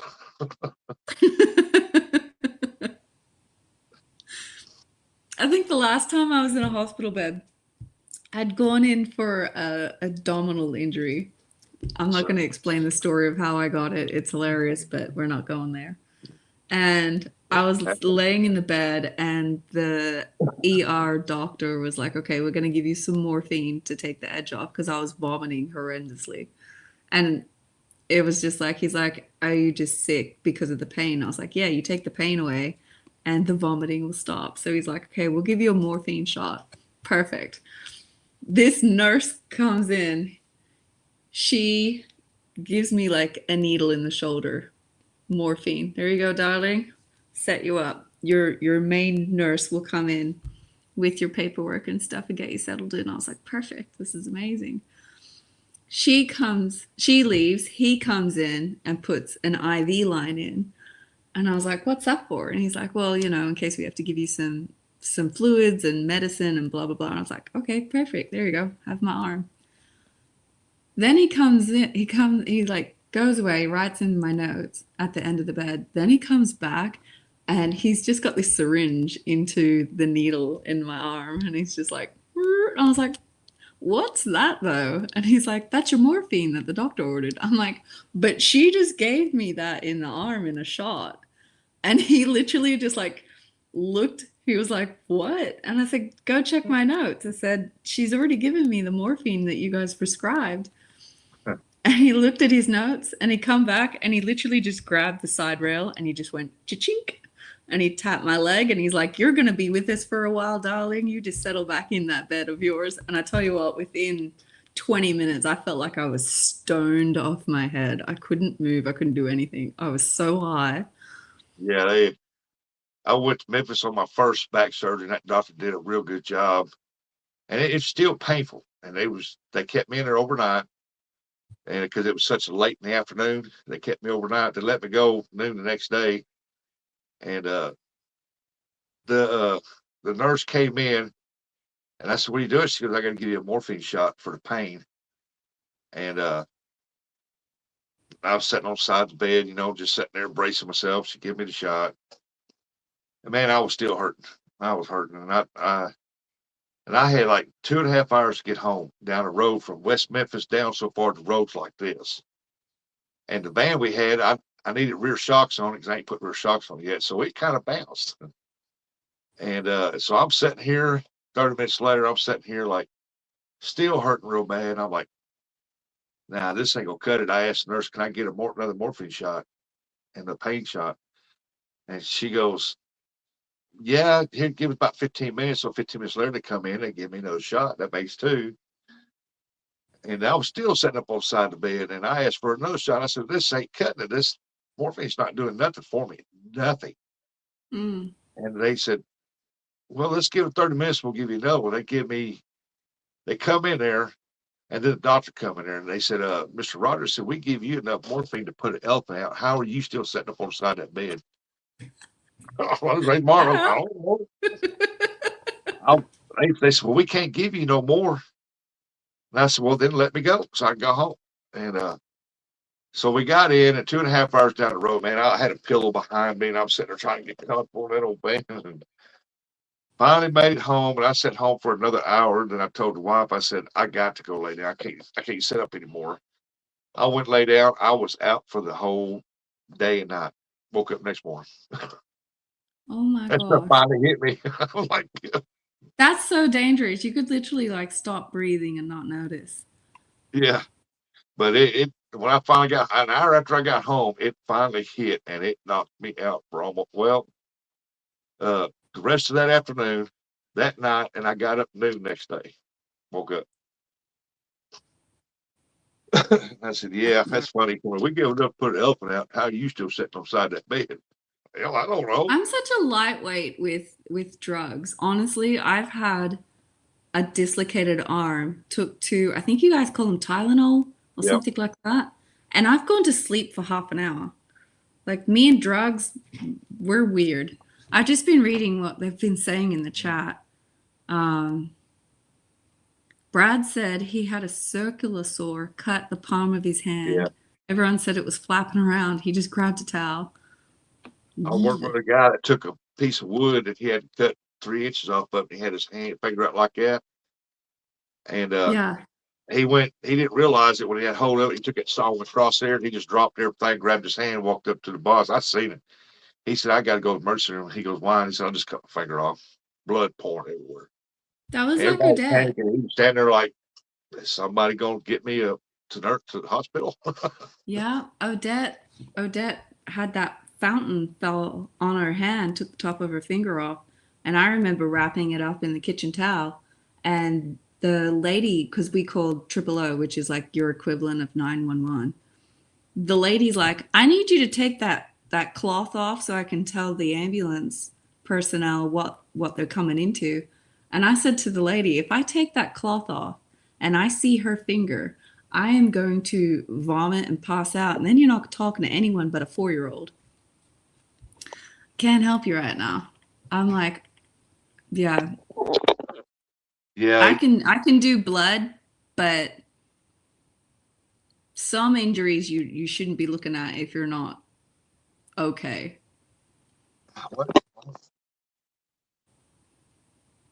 Yeah. Doctor couldn't clean it out, so I went to the sink and scrubbed it out. They struggled to get it sewn up.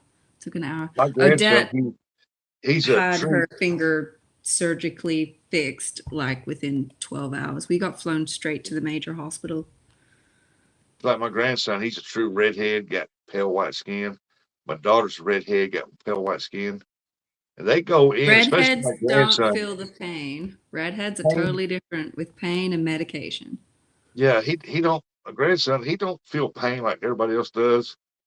And they can give him a pain shot and it will not affect him. They give him painkillers and pills, it will not affect him. It's weird. Odette, we found out through that surgery that Odette, her body, Yeah, turn your camera on there, buddy, before I let you up. she had to have a special test. So her body will send a signal to the brain saying we're injured. The brain will ask how bad it is. Turn the camera off. The body says it's such and it's like, we've lost a finger. And her brain literally just turns around and goes, cool. There's no communication after that. The brain just stops communicating with the body. Try That it it's again, been F4C. Try it again. making we don't let nobody up on camera. At least I can see your face. After I see your face. No, not these days. We've been crucified too many times. Yeah, this ain't the Buggy and his best friend Zach show. Poor Buggy. He got it so rough. I'm with you, Brad. I can do blood. I've had wounds that look horrific, and I'm okay. Me and puke. I see it, smell it, hear it. I'm joining whoever is being sick. And somebody. We got jokes, Bugman. Couldn't have I happened got to you, enough buddy. of us. Yeah, I want the camera off. That's what I say. Buggy's still here. He said, "Oh, you got jokes.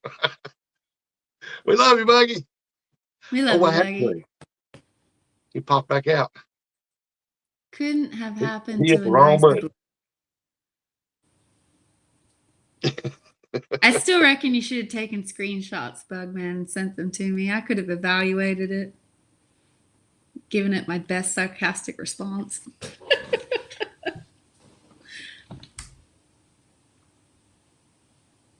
I got no comment on that. I ain't saying that. Look, I am 100% a man What did advocate. F4C I do? think He men are knocked himself important. out.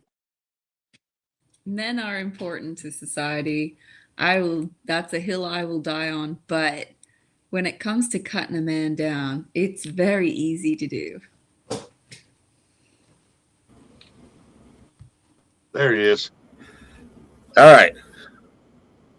I think I got it. Can you hear me now? We can hear you. Can you hear me? Yeah. Yep. Can you hear us? Okay. So let me see this. Let me watch this. Let me see what this does. Yeah. I could do that, right? Can you still hear me if I do that? Yeah. Yeah. Oh, okay. Yep. Because I don't know how I tried to shut it off through StreamYard, but it doesn't let me. I don't know why. Oh, that's weird. Let me see. It is weird. Well, because it's a new laptop. I don't know how to use it. Yeah.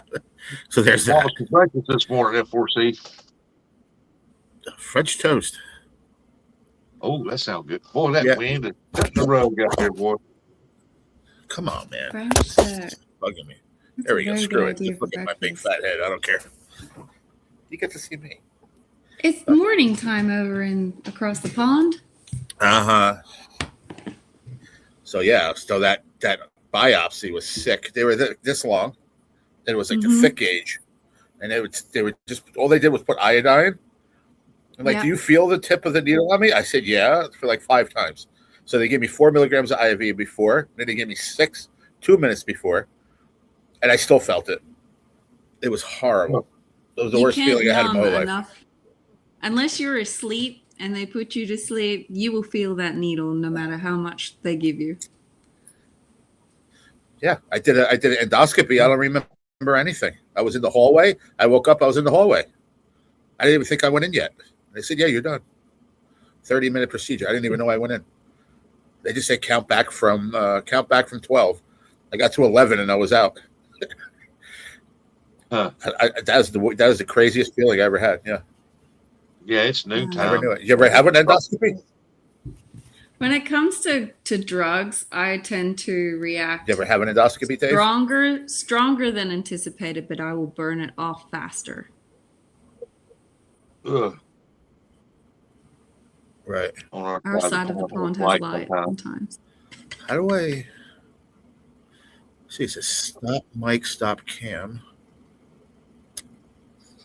Down Is the it bottom, you avatar? should have some like symbols on the bottom of your half of the screen. It's like a microphone, a camera, There are plus somewhere. settings, exit. Yeah. What do I do there? Yeah, so you can turn your camera Yeah, I off see there. those. Try the camera one.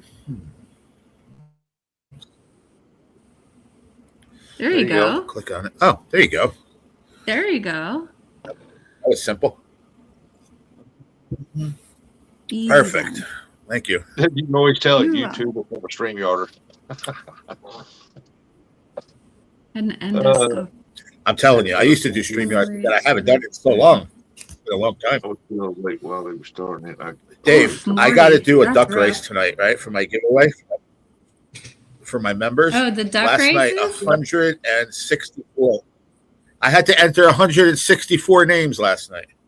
I was like, what? I have 164 members? I'm like, this is crazy. Is Hunt I didn't even know I had that many members. Or Josie? Hunt and Stuff and Josie have seen my downfall when it comes to the duck race names. Yeah, it was funny. I was like, am I done yet?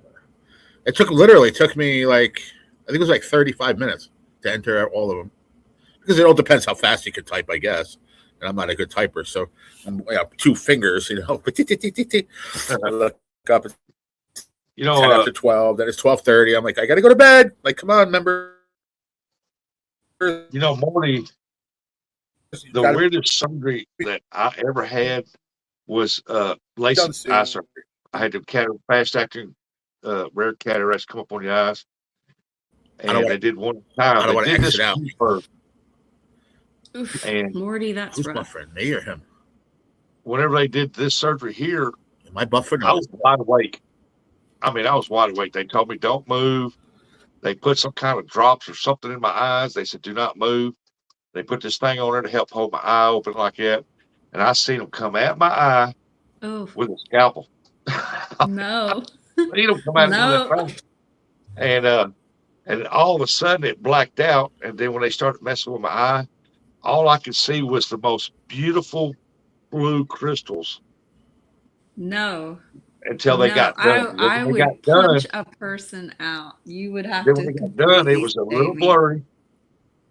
And then they put this patch on my eye. And then they said, they gave me this thing, glasses to put on.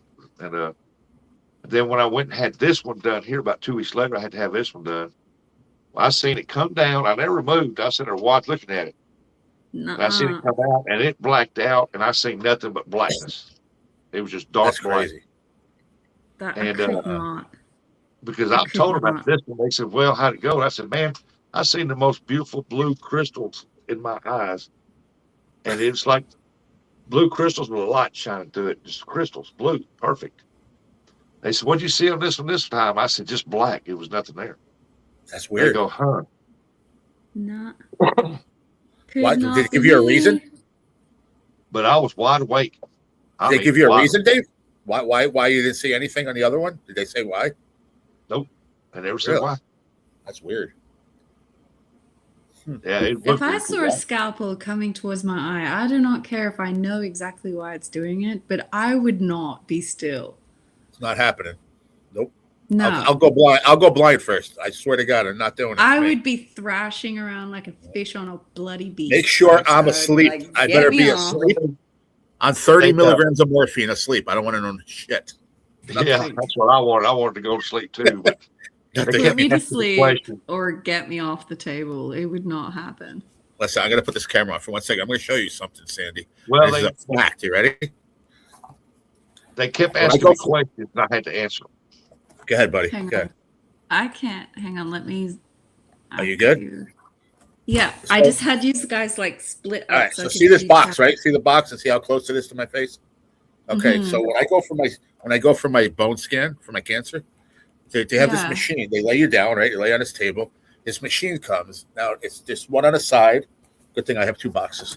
So it's kind of shaped like this. Okay.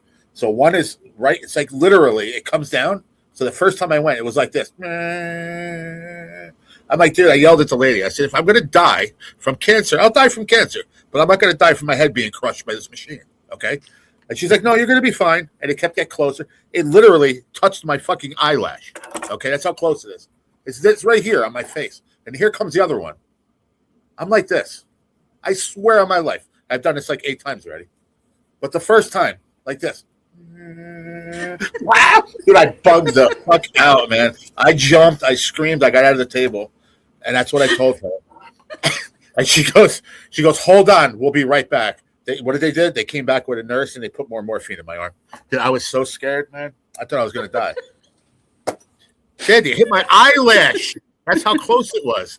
I swear on my life. Now, you know what they do now? I told them, you're going to sit there. You're going to talk to me about fishing. You're going to talk to me about life. You're going to talk to me about everything else except this thing hitting my fucking eyes because I don't even, every time I do it, it gets worse and worse. It doesn't get any better. Yeah, what's the Oh language? no.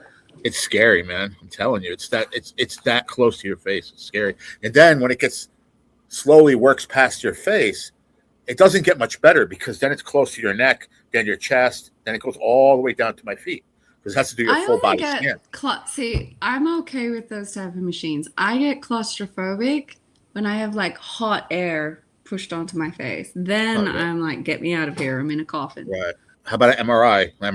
or MRIs are yeah, fine. I don't they have a don't bother problem me with either. them.